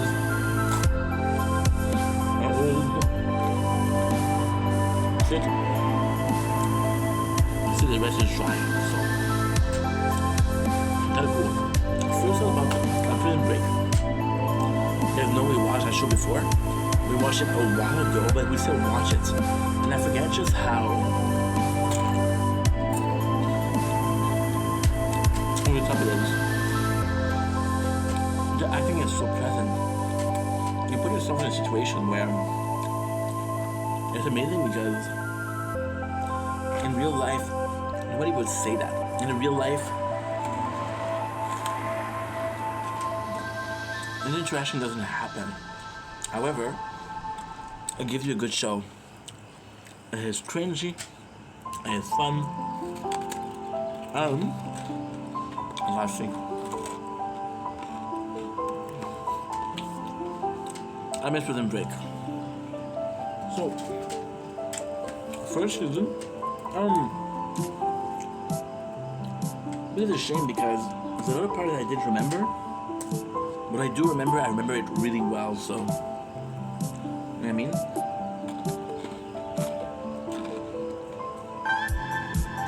I'm not eating. Maybe wrong?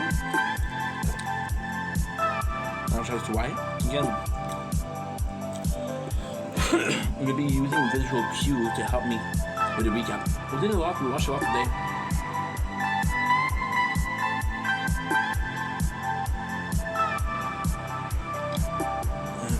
I'm at episode like 17. It's a much smaller show than the last, which is Lost. Oh, 10%. I wash your things in my... Well, the computer doesn't want to cooperate. So I'm gonna try again. Raz, dva, tri, čtyři, pět, šest, sedm, osm, devět, unspět, trespět, pětspět, šestspět, sedmpět, osmspět, devětspět, 27, 21, 22, 23, 24, 25. Raz, dva, tri, čtyři, pět, šest, sedm, osm, devět, 10, 11, 12, 13, 14, 15, 16, 17, 18. I used to know this. 20, 21, 22, 23, 24, 25, 26, 27, 28, 29, 30, 31, 32, 33, 34, 35, 36, 37, 37, 38, 39, 40, 41,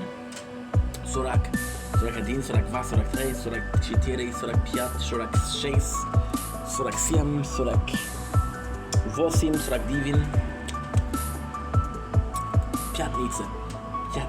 П'ятниця 1, п'ятниця 2, п'ятниця 3, п'ятниця 4, п'ятниця 7, п'ятниця 6, п'ятниця 8, п'ятниця 9. And I don't know how to say 60. I don't know. 1, 2, 3, 4, 5, 6, 7, 8, 9, 10, 11, 12, 13, 14, 15, 16, 17, 18, 19, 20. 21, 22, 23, 24, 25, 26, 27, 28, 29, 30, 31, 32, 33, 34, 35, 36, 37, 38, 39, 40. 1, 2, 3, 4, 5, 6.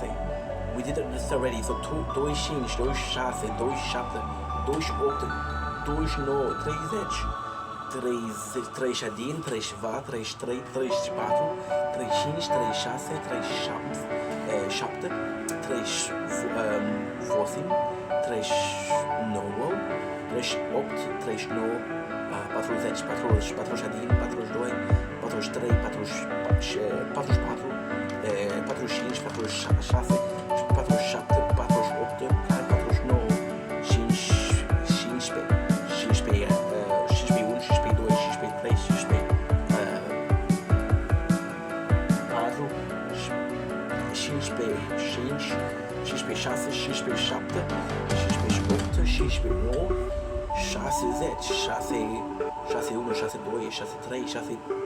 33, 34, 35, 36, 37,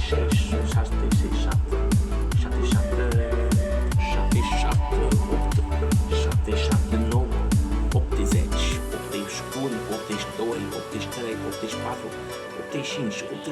48, 49, There you go. There you freaking go. Now, of course, I have to restart everything. But it's okay. I look around me, trying to be better. Okay. Some updates. But all I seem to see is people going nowhere.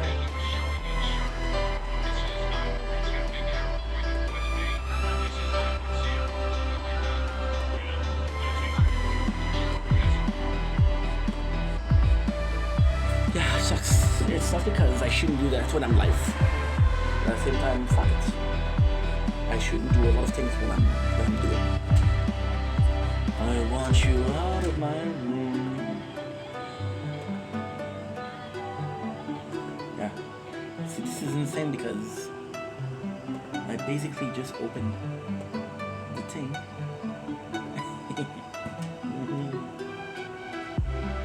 Okay, there we go.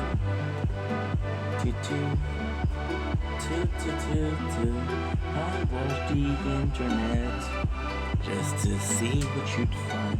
I want you stuck in my room. I miss you all the time. I stalk myself, the internet, just to see what you would find.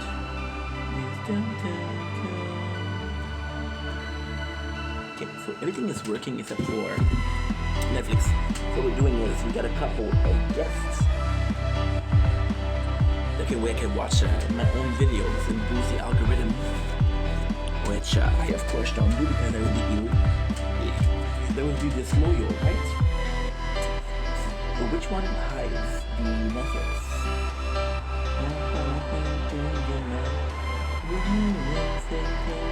All of the time I watch myself on the internet just to see what you would find.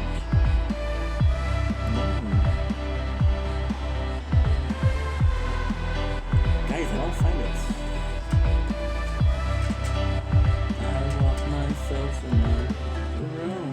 I think you all of the time. There you go. Nice. But I found it. How much you wanna bet? How much you wanna bet that the page that we okay, nice, and this one happened. I was watching something and now they shaded for the updates. I want you to know. No, that's not it.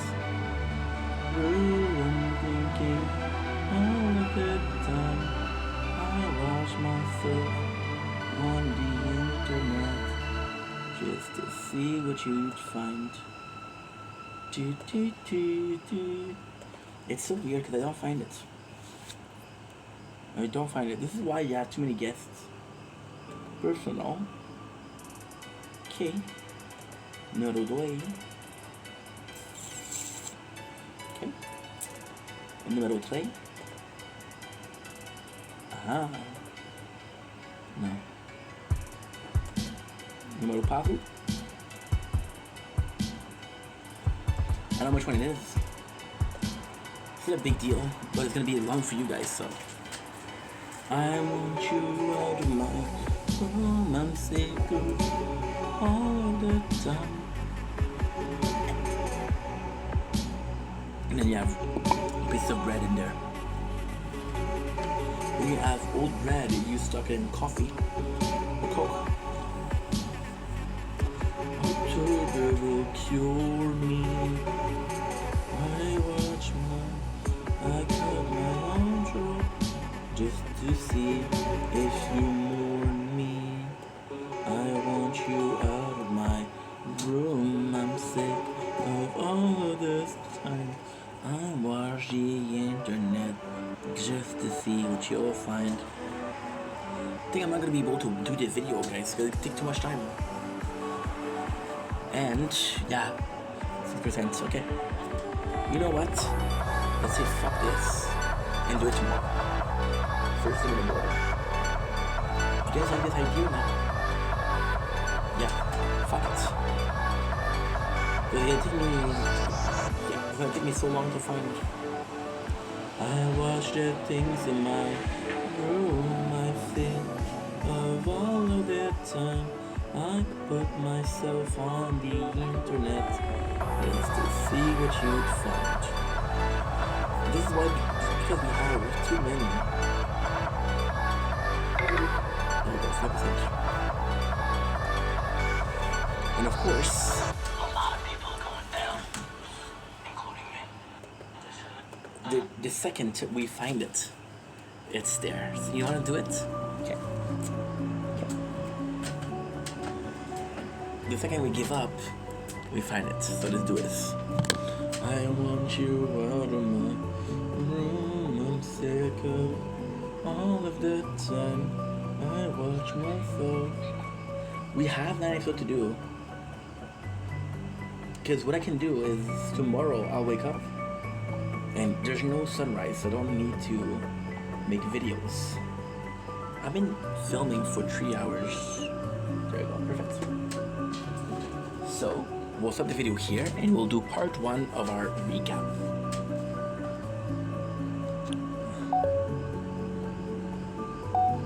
Don't blink, it's your boy Yink. Come on, go through your show. Because we want without having a wonderful day. Got bitten by a mosquito. right now, visiting well on the 16th of August 2005. Welcome to part 1 of our Prison Break review. Hope you guys are gonna be ready. We got episode 1 to 9 to do. I'm not even planning about an hour to do all of this. At the same time, it's good because we watched almost half of first season in one day. So possibly it's a very good show, or I got nothing to do with my life. I'm gonna go with the second choices. But I am a good person, so and what are we using? We're gonna be using this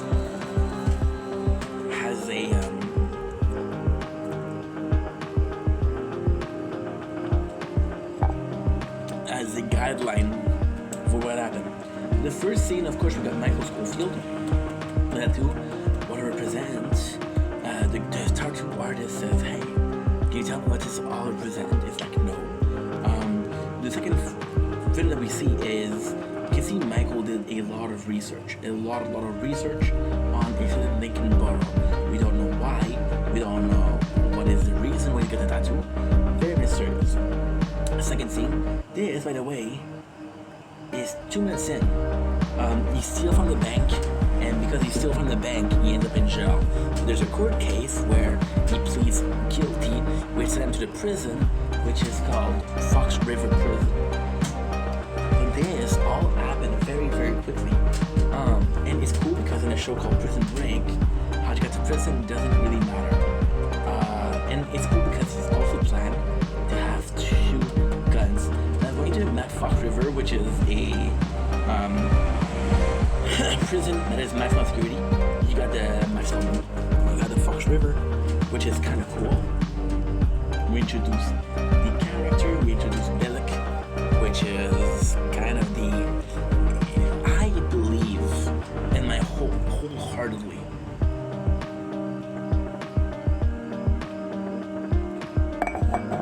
the character is introduced in importance. So we got Michael, first one, got Lincoln, second one, we got Veronica, third one, and now we have Billick.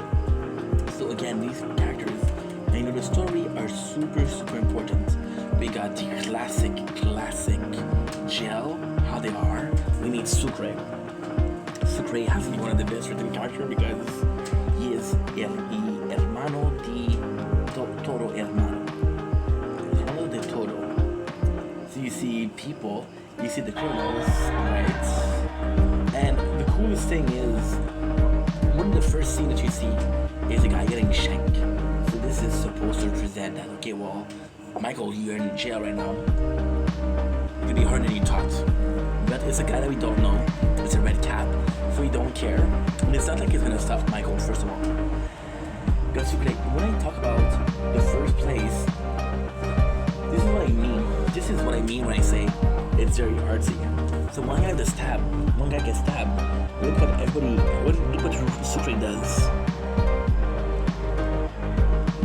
And 3, 2, 1. Welcome to Prison Fish. And it's like, yo, who would say that? Who would say that? But it's a show. We got Veronica and her fiance. And the fiance is like, yo, what are you doing up? And she's thinking about Michael. She's thinking about Michael because he's the brother of her ex. So this is to show that Veronica still cares a lot. She's still thinking a lot about it. So why does it matter? Well, first of all, you said that she's a lawyer, and she said that she cares. Which is important. We have the first sense of the prison, which is really cool because Sucre has friends. And it's not that cool because Sucre agreed with his friend right away. So the first thing that Michael does is he puts this is actually very important. He puts down a paper bag, a paper magazine, which is kind of important because later on, there's going to be a train. We'll see where he will meet him. We have a plan on the prison on his body. The tattoo on the prison blueprints. So he has an ID, but he has to make sure, which is his escape plan. So he talks about how he wants to see Lincoln, and then Sucre asks him why he wants to see Lincoln. And then the first thing say is like, okay, well, he's my brother. So now we have flashbacks. In this show, the flashbacks were not that great because again, you're comparing it to the last episode. You compare it to the last episode in which we had a flashback from Ross, which are super important, and you're putting them here where they have some story, but they're not incremental to the story. Ross flashbacks were incremental to the character development. These aren't. That's Sucre in jail. And again, Sucre is a simple character, which is why we love him. He's writing a letter to his wife, Maricruz, and doesn't know what to write, so he asked Michael for help. What I love about this is that this is a very good way to establish that Sucre trusts Michael, and it's a really good way to say, yo, they have each other's back. Like, for example, he writes a letter. This letter is important because he asks her to marry him, and he's asking Michael for help, so that means I trust you, you know. Otherwise, fuck you, I wouldn't help. You wouldn't help. So that's kind of important. We got LJ being the son of Lincoln. LJ in this case is not super important. But again, it plays in the trope of I'm gonna be looking like I'm complaining a lot from the show, but because I care about it, because they're showing so much to me. So this is to prove that LJ is following his father's footsteps. So this is a very cinematic, very theatrical way for Lincoln to realize that because he was absent as the father, LJ, Lincoln Jr., is going to be following his footsteps. And it's going to be a wake-up call to say, yo, your son is kind of fucking up a lot. And because your son is kind of fucking up a lot, you have to step up as a father. This is why they're putting this. But for the character development, it doesn't serve a purpose. LJ gets arrested for drug dealing. The first thing that he does is kind of cool because Michael has to create a lot of information that he possibly knows. For example, and again, this I'm going to show you why I'm saying that it's very theatrical. It's very theatrical because the way they're talking, and it just doesn't make sense because somebody talks like that. But it has to show. It has to. I see the first episode as a bad movie, but a bad movie that you know every single quote from.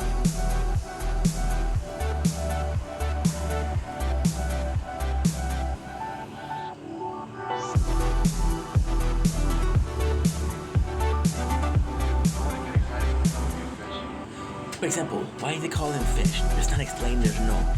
So it's like a bad movie that you know every single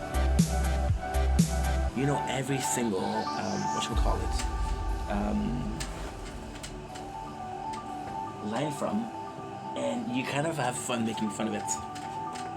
You ain't sniffing on a PI. Why's that? Because John Abruzzi?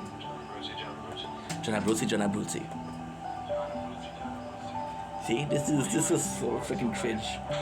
This is so freaking cringe, but I love it. I'm complaining, but it's fun to complain, you know? So the next scene is Michael get close to John Abruzzi. John Abruzzi is a good character. I like John Abruzzi because he's complex, right? He's not black and white. He's gray. He's really not important. Now, the cool thing is, Michael gives him a crane. Now, the crane, if you saw the scene where he was prepping himself, there's a crane there. The crane is going to be important because it's a way to give a message without giving a message. So, for example, John Abruzzi is part of the mafia. John Abruzzi has this freaking informant going against him. And Michael says, yo, I know where he is. So he takes a picture of the informant and he sends it to a friend of John Abruzzi. And John Abruzzi is like, yo, who is this guy? And his friend says, I don't know. The guy gave us a paper crane. And Michael just gave him a paper crane. So now we have the first interaction between Michael and Sarah. I gotta say, Michael and Sarah and Michael and Sucre are possibly some of the best scene in the show because you really believe in it. It's over. The word I'm looking for isn't cringe. The word I'm looking for is oversold. You're trying to sell me something so hard that I know that you're trying to sell me something, and it's like a car salesman. You're trying too hard, you're too aggressive. The show is too aggressive in making me want to believe things. However, when I do allow them to teach me stuff, I'm learning some good stuff. For example, in this one, you see, Michael, what he's gonna do? He's gonna do a paper crane. This is super important. So what he's gonna do is gonna put the paper crane down the drain. So you guys remember when he put the magazine in the drain? So what he did was he blocked the drain. We want to see if the paper crane is gonna flow all the way to the paper magazine. That means they're connected. If the paper crane doesn't go there, it's because it got lost somewhere. Then he got to figure out where did it get lost. If he can figure out where it got lost, he can figure out how to get out of the prison. Right? So again, very seductive, very flirtatious, which is kind of cool. So it's actually really well played because Sarah, being a woman in a prison of men, has to be used to being flirted with, has to be used to trying with people trying to get into her pants because she's a woman. Michael does the job perfectly well because again, it's not like, yo, you're sexy. It's like, you know what, I'm gonna look like bad boy. You like bad boys. I can tell you like bad boys. Let's do this. Actually, I actually do like that. We got the first mention of the agency. So we got this guy.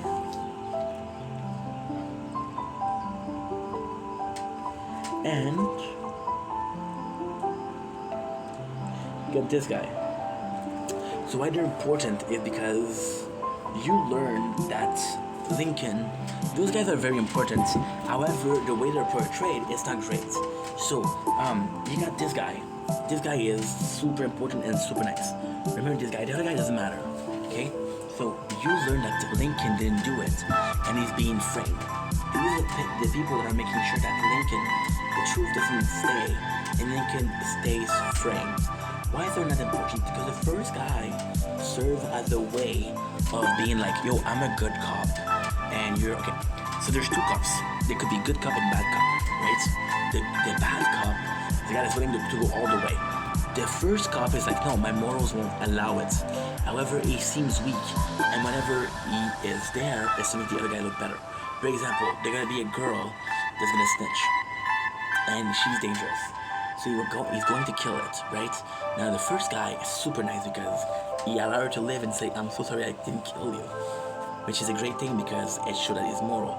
He's not willing to kill because it's not the righteous thing to do. However, the other guy behind him kills and it's like, yo, we get the job done. So there's always this kind of balance of good versus evil. Or I got morals, you don't have morals. Or I'm a good cop, you're a bad cop. However, since the bad cop has more importance as a character, the bad cop is seemingly the way. Understand? Cool. We got two people. We got a math teacher and a math student. They argue about the algebra function of x. Who are you gonna believe? The teacher, because he's a teacher. But you don't even know the algorithm. Right? Kind of cool. We have Lincoln, and he is in church. Now this is actually a cool scene because it does show that Lincoln kind of gave up. Lincoln character is also one of the better written characters in the show. The very good written character on the show is possibly Michael. I would say John Abusi. I would say Suka. I would say the characters are well written. D.B. Cooper is amazing. Why is that important, Lincoln? Because Lincoln is going on death row. So they're gonna show him at church. Now, there's no mention of, yes, he was religious before. There's no mention of, yes, he believed. There's no mention of, he comes from a religious family. Now, because there's no mention of that, you can see it as just he's religious. If you want to go further, he's not going to be dying soon. So he's looking for that from God. First of all. Second of all, it also shows how Lincoln acts. Lincoln is very calm. Now, what I adore about Lincoln is that the way he's talking to the priest. I think it's episode 8. There's gonna be a cop, right? And the cop is gonna be a riot, and the cop is gonna face 4 or 5 criminals. And Lincoln is gonna say one thing. He's gonna say this to the guy: "Stop apologizing. It makes you look weak." So Lincoln seems like a criminal, but he's actually a good guy. And the way he's acting with the employees, the way he's acting with the people that are there, is the proof of him being a good guy. Lincoln going to church could also be seen as a good guy because he's religious. Being religious means that you're pious. Being pious means that you have rules to follow, rules that other people don't follow. We have Veronica and the fiance.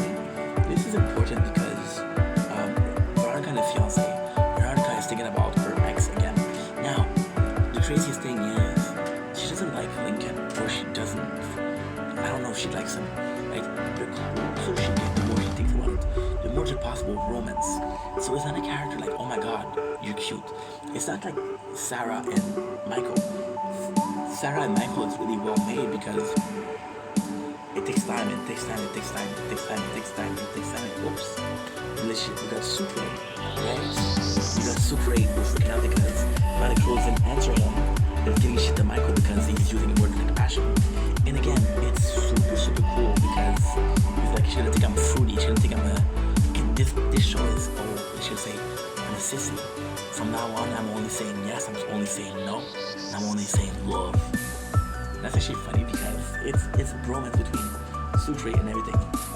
We got the Warren and Michael. Now, the Warren and Michael is one of the relationship that works a little bit less because there's a bunch of moments where it's kind of, it feels like it's heavily acted. It feels like it's not natural.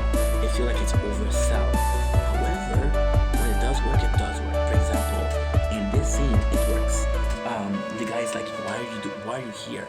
You're smart, you had a good job. What made you go that way, right? And the Warren's like, you're not like the Archon here, which would work because most people that are in charge of prison started as a prison guard. They didn't start as a prison officer, you know? And there's like a hierarchy. So for example, when you look at police, if you look at army, look at prison, there is a hierarchy. There is a very military system, which is the case. Even to a certain degree, firefighter is the same thing. So the Warren shows them the price for this, the Taj Mahal. Now this is cool because this is going to be serving as a link between Michael and Warren. However, it doesn't serve a purpose in the fact that Michael says no. So it's like, okay, well, I got this perfect excuse because the Warren, but I said no.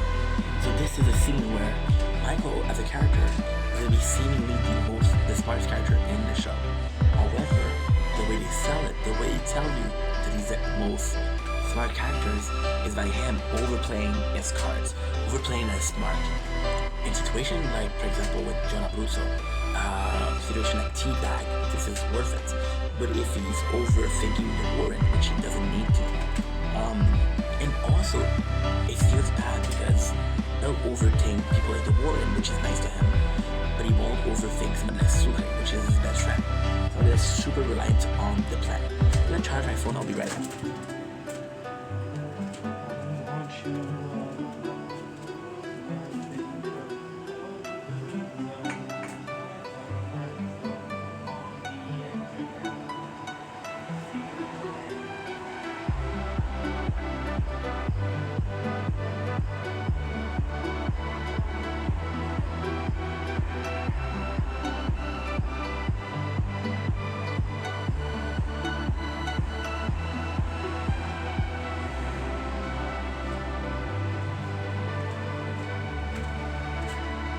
What I'm trying to say here is with Michael, they're building a badass, they're building a main character, they're building a guy that's over smart.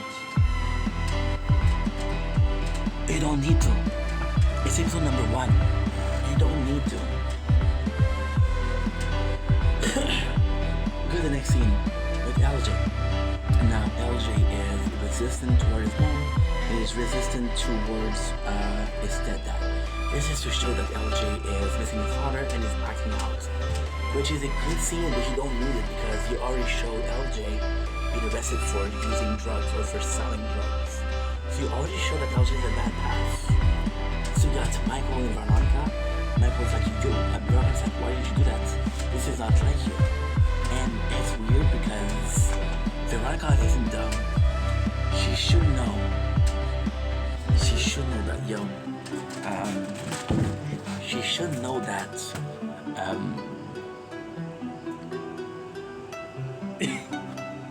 she should know that Michael is there for a reason. You should know that this is also where Lincoln is. So you got the two government employees that go and talk to the whatchamacallit. They go and talk to the priest their goal is to have Lincoln execute faster. So they know that Veronica is going against them, and they know there's a guy called Michael in there that knows a lot. So because they know that, they want Lincoln to be done, then we cannot succeed. Try to prove that a dead man was innocent. It's too late. Jenna Abruzzi is receiving a call from his friend, which is the feminist call that I told you about. Like, yo, there is this is gonna give us information. He had a paper train. You got DB Cooper, which is this guy. This guy is actually really cool. He's actually really cool. He plays really well. So, for example, he's an older guy, so he got special rights, and he's been incarcerated for a while. And his mentality is that of a prisoner. He's been there for a super long time. Jenna Abruzzi come in. Jenna Abruzzi gets in trouble. Michael save him. So the warrant says to Michael, like, yo, why are you messing with Jenna Abruzzi? Do you know who he is? And once again, Michael's like, no. Now, in this one, it's kind of well played because the warrant kind of needs Michael. So is he nice to Michael because he needs him? Or is he nice to Michael because, like, yo, you're stupid. You're not a gay inmate. I had a t-shirt like that. I had a t-shirt that when I was in high school, I was bullied a lot. So I started doing it. I started hanging out with bad people. People that were doing drugs, people that were violent, people that would leave class, people that brought weapons to school.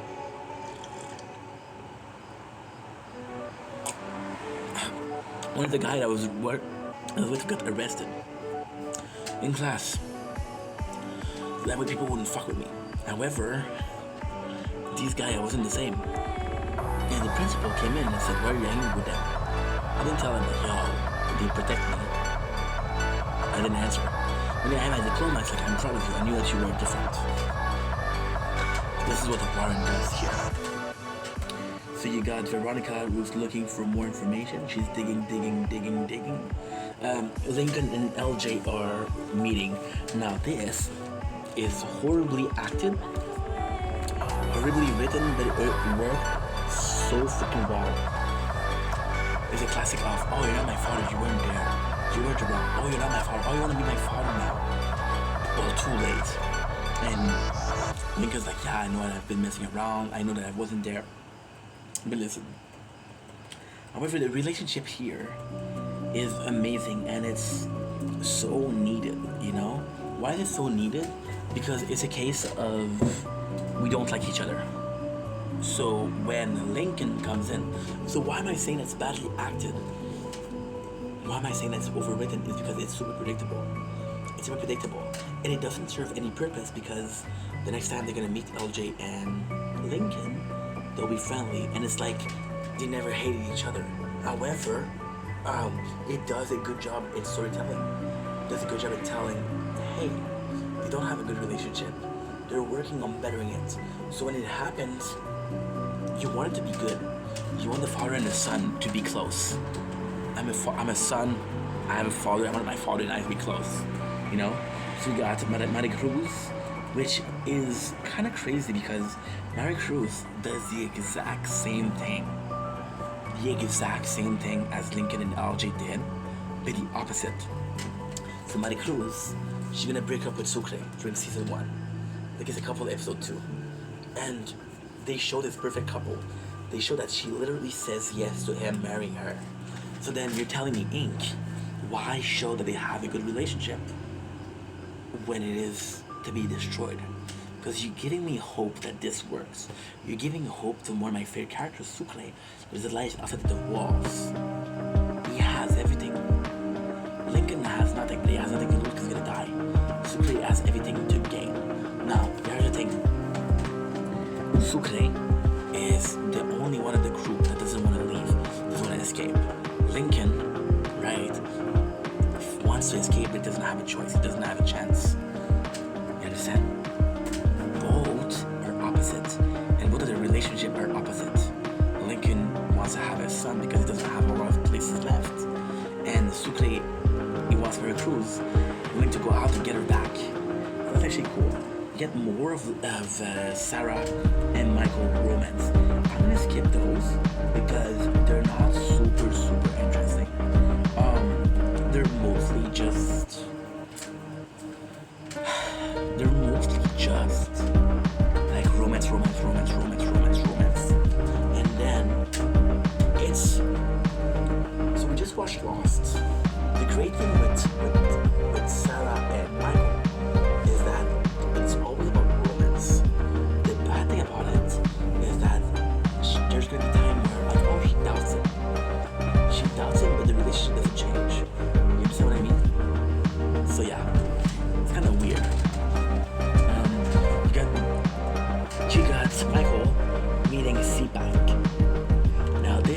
also super important because C-Pac is a really well-written character.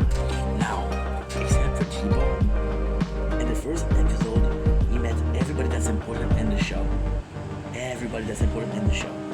So, Jenna Brucey gives PIs to Michael, and he's like, okay, well, that's pretty good. You got Michael and his brother. Now, this is also important because this is the relationship. This is what they have together. Because you see this, you see the relationship. You see the relationship isn't perfect. Lincoln is mad at Michael because Michael sacrificed himself for him. At the same time, he understood. At the same time, Lincoln would have done the same for Michael, you know?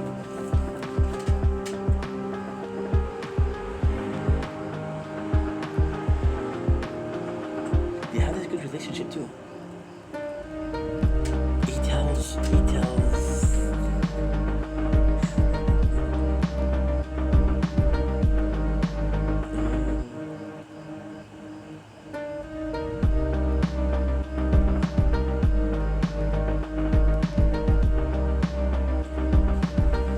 give me a sec. Yeah, this is so cool. So basically, Lincoln is like, yo, what's going on? And he's like, I figure out how to escape. And this is cool. This is the coolest part. Because Michael shows him his tattoos. Like, this is the plan, this is how we get out. Now, it is a cool place, but once again, it's Michael showing he's superior to Lincoln. Which is kind of weird because Lincoln should be there, you know? And it's also weird because Lincoln has been part of the jail system for a while, right? So it is a bit odd, but at the same time, hey, we like it. Season 1, episode 2. You see, I'm skipping a lot of stuff. The reality is I only watched the show this morning in the last 10 years, so I retain what I retain, and what I don't retain, I don't retain. Sound good? So we got Michael and Phoebe Cooper trying to get closer to him in one way. The first way is, okay, I want to get close to him. The second way is, he knows that it's Phoebe Cooper. He doesn't have it. We're trying to figure it out.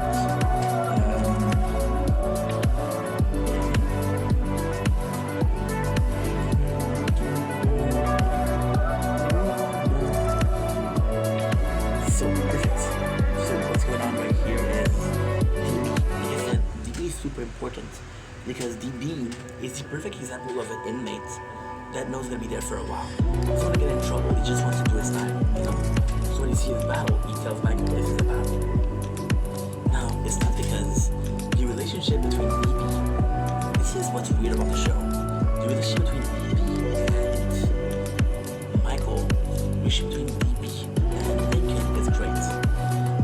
With Michael, he sees a cool dude. He's like a nice guy, so he takes care of Michael. And with Lincoln, he says, "Okay, well, this guy is in the same boat as I am. You're gonna die here. Might as well be nice to him." The problem with DB is the relationship with other people doesn't exist. It's almost non-existent. There's a little bit with him and Jenna Brucey, but there's nothing with T-Pac, there's nothing with C-Pac. So the character, when he hacks or when he's involved, he's amazing, but you don't involve him enough. Understand?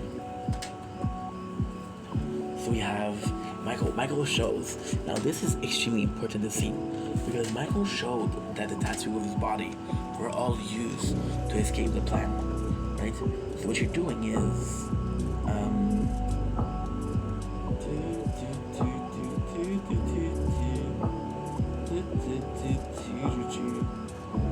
just to see you in the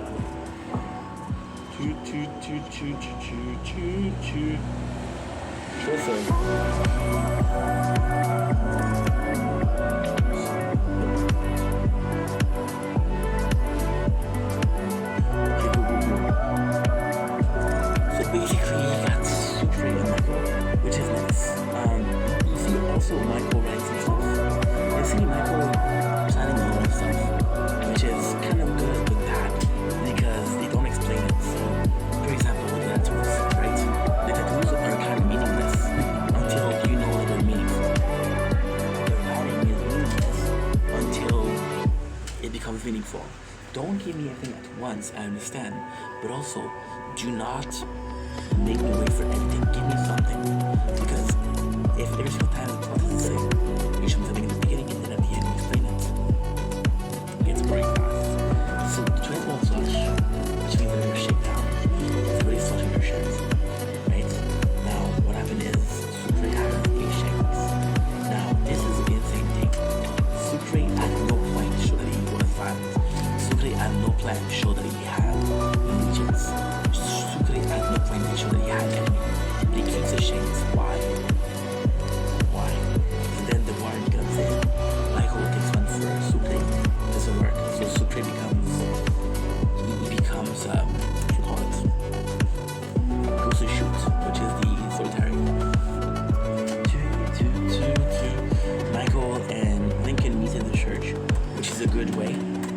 it's a great way because you showed in the first episode that Lincoln would go no matter what to the church. So it's kind of cool, and it's nice because Michael talking to him, like, okay, well, I didn't know that you were going there. However, it's also a great plot because you got a guy like CPAT who's also a church. Is a reason to whatchamacallit.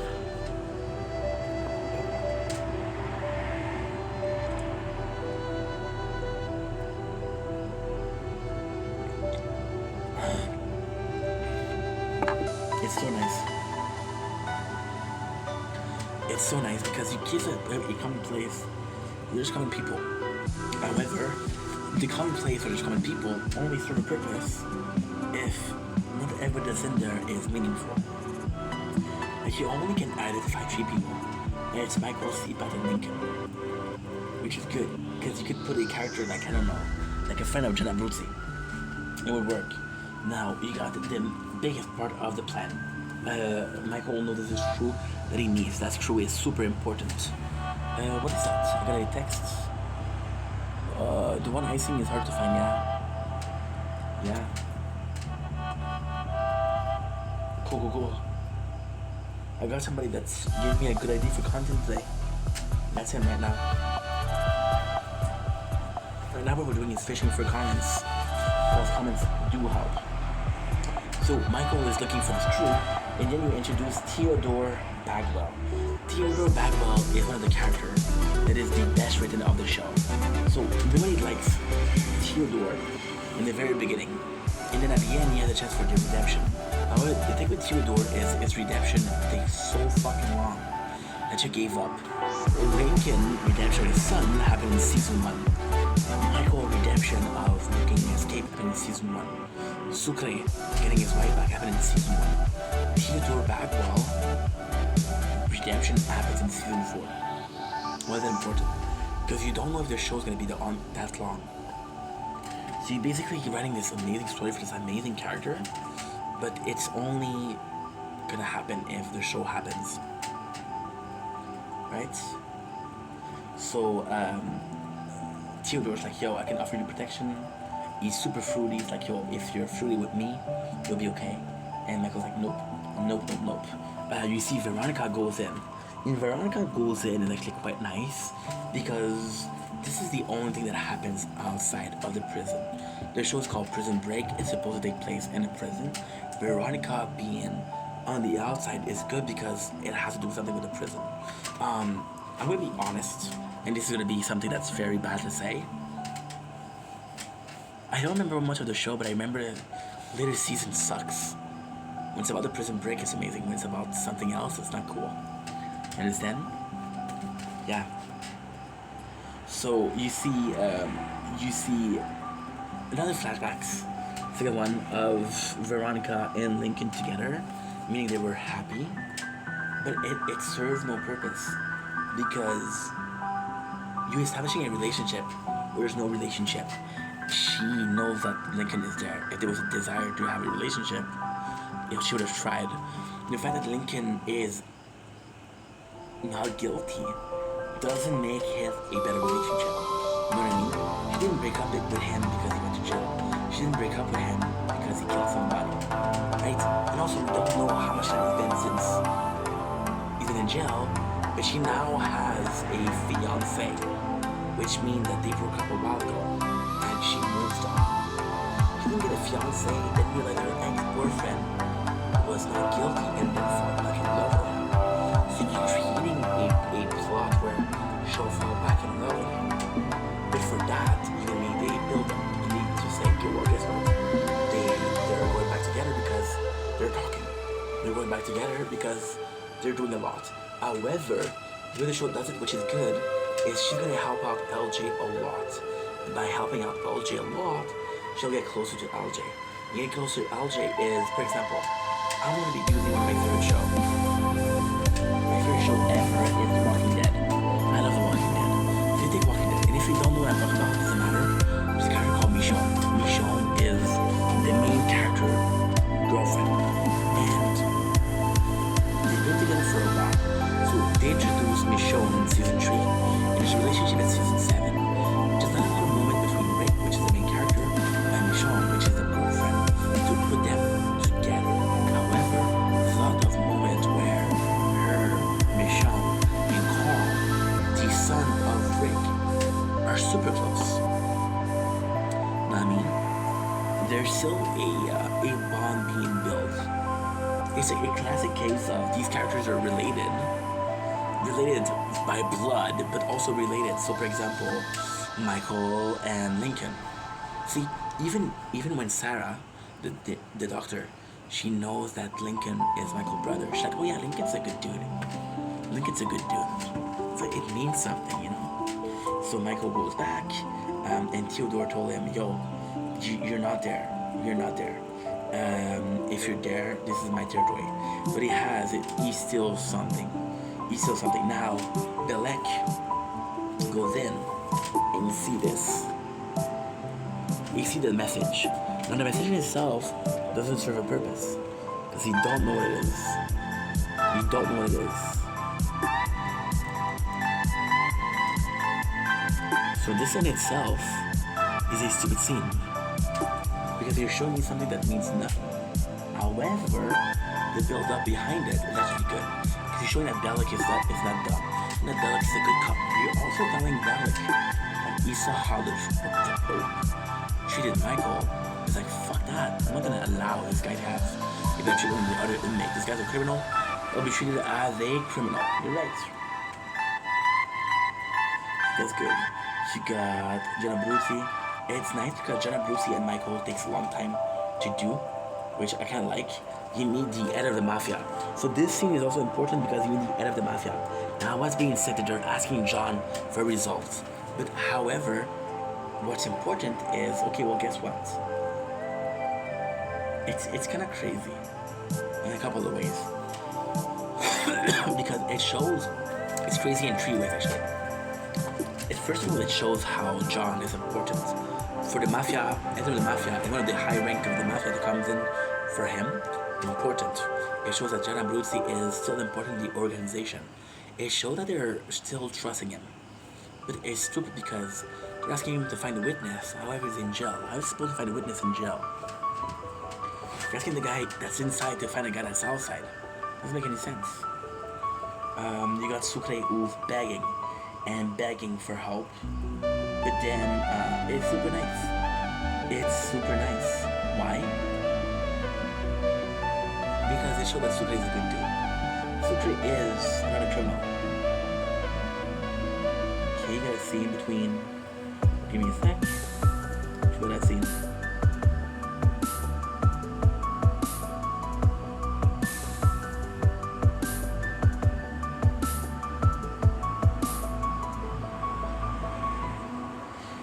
There's a scene that, again, established there's going to be a battle between the whites and the black, which is true gang culture. The riot itself, the battle, doesn't serve a lot of purposes. It ultimately serves a couple of purposes, but the purposes are not enough.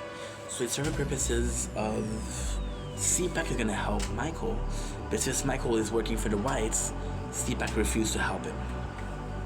That's basically it, right? However, at the end, CPAC helped Michael, so it doesn't serve a purpose. But where this is fun is that they're introducing prison culture. So they're sure that happening in prison, there should be a prison culture, right? But I think it's missing from the show. There should be more than just a little bit. So we got the guys that are working out. The guys that are working out is cool because it does show that, they're kind of working together. They're kind of getting ready. Michael goes to T-Bone to get the weapon. See this is like, okay, Michael's a piece of shit, which is kind of funny. Veronica get the footage to show that Lincoln did shoot the guy. So then she's still, Veronica, what is interesting here is she's on the fence on where she believes that he's innocent or not.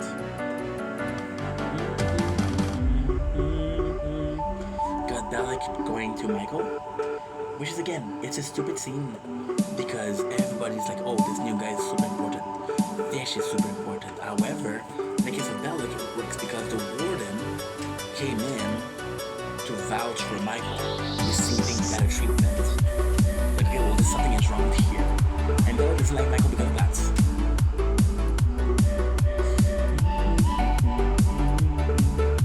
Alan Schwitzer. With you? What? Oh no, you tell me.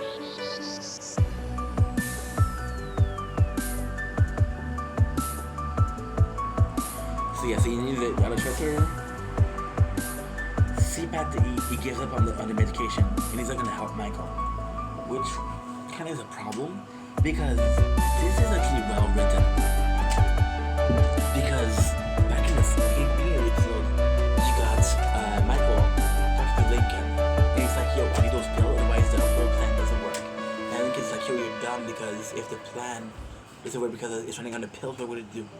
So the fact that CPAC is there and said, "No, fuck your pills," we establish how important those pills are just to take them away. So this is serving a good one because you're establishing a need, you're establishing a obstacle to the need, and that obstacle will stop you from getting to the need. So you're creating a quest to get something. For example, okay, Michael needs those pills. As simple as this. This is actually really well written when you think about it. When you really take the time to think about it, it's so freaking interesting because you're getting a need, right? Which is the pills. To get to the need, Michael give money. It's too easy. There's no story there. So then, creating another need. There's this key that I need, this tree that I need. What I need is getting to another guy. Because you get the other guy, CPAC will help you. So your answer to the second need is the obstacle to the first need, which gives you a reason to have a quest for finding a need. But once you find that quest and you do that quest and you have everything that you need, you have the screwdriver and the pills. That's actually pretty cool. That's actually pretty freaking cool. We see Lincoln and Veronica adopts him, but then he's like, "Yo, she writes." Veronica acts really well. Look at this.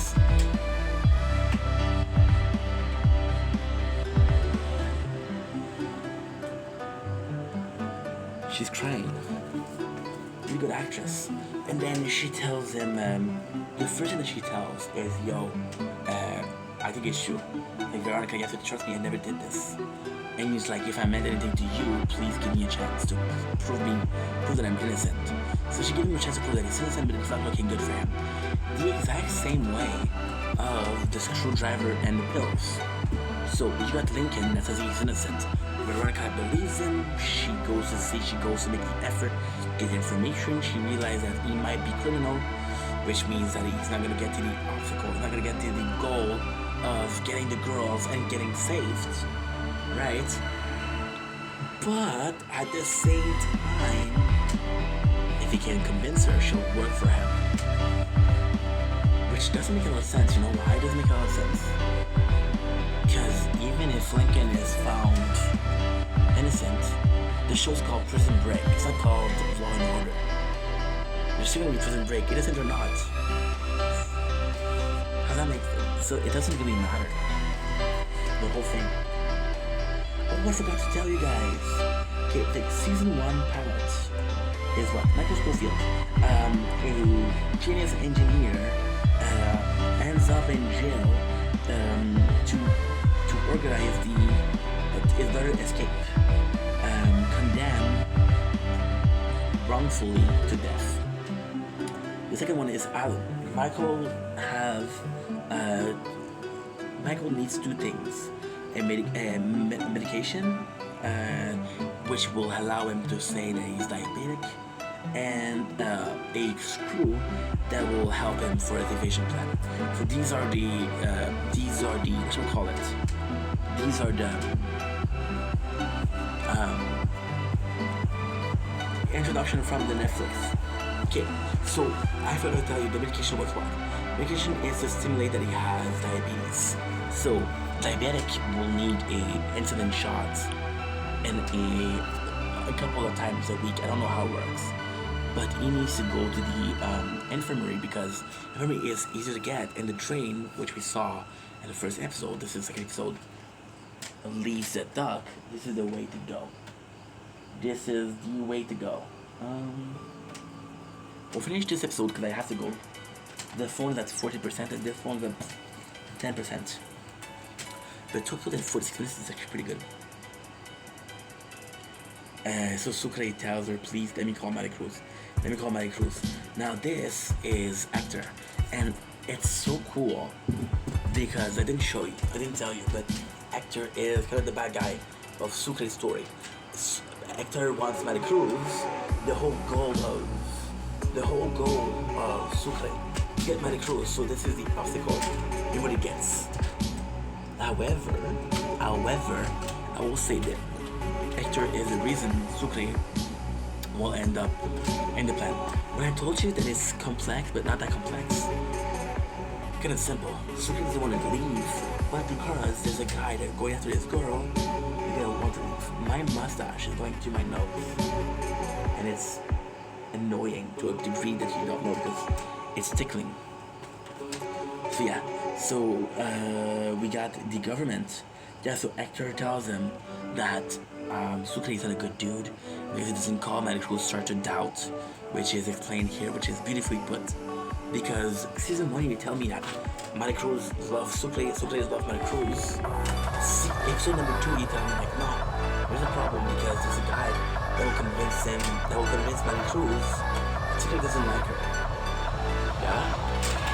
That's cool.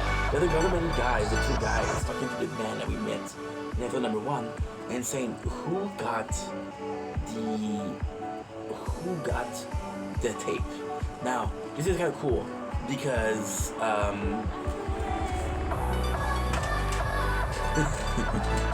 kind of cool because we met that guy. We know who did. We know that this will lead her or him or the government. They will lead him to Veronica, so Veronica could be in danger. Now, at this point, we don't know much about the government worker, right? Which kind of sucks. Why? Because it doesn't show that, okay, well, they'll kill her. So you got her that's asking this other girl, because her son was also wrongfully accused. And their cases are similar. So it's like, okay, well, was your son proven innocent? Because I maintain that son is innocent. And I think that what happened to your son is about to happen again.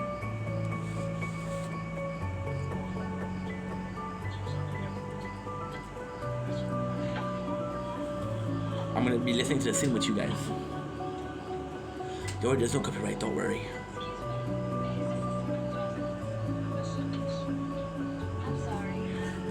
Veronica, I don't know then.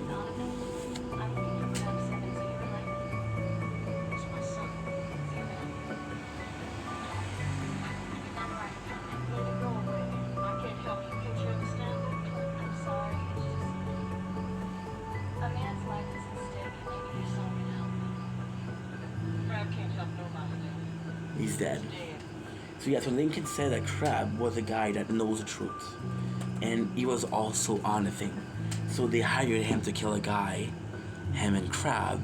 The guy was already dead. So, okay, I didn't tell you the video. So, the video, why is Lincoln going to go in prison? I didn't tell you that, which is super important. Lincoln killed the president, or the vice president's brother, right? However, he didn't kill it. He didn't kill him. So Lincoln was supposed to pay to kill him. But then he came in, and even the premise, we're gonna kill the guy, but I didn't kill the guy because he was already dead. It's kind of crazy, right? It's like, I didn't kill him. You were still gonna kill him for cash. You just didn't get the chance, which is, listen. So you got the race war, which is actually pretty good because there's a prison kind of riot, right? So this is also super, super important because again, it's the white and the black. But it goes to show Michael kind of chose his camp. Teabag thinks that Michael killed his homie. That Michael only wanted to get is the weapon. Now, Michael does something that is very important here.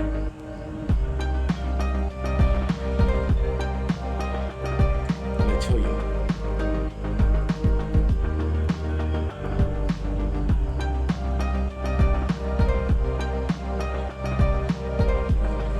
He gets his crew, and he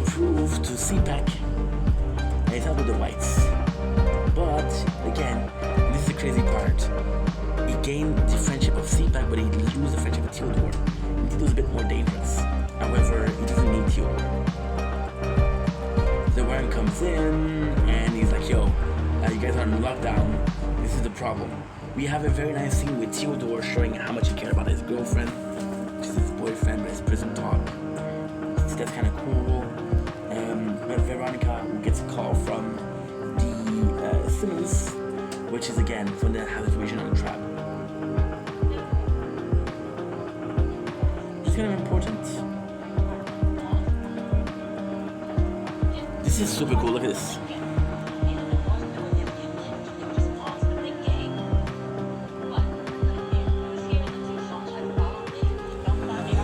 So this is meaningful but not meaningful. Why is it meaningful? Because she has a truth. She can prove that maybe Lincoln didn't do it. Why is it not meaningful? Because Michael talked to her a year ago. So now we have the vice president that calls the two guys and say, yo, take care of this. So Michael talks about how important it is. And he even has the measure of the screws. The screws is too big, so it's gonna strap it, which is super important. So, Seaback gave the medication to Michael. Michael was able to prove that he's got diabetes.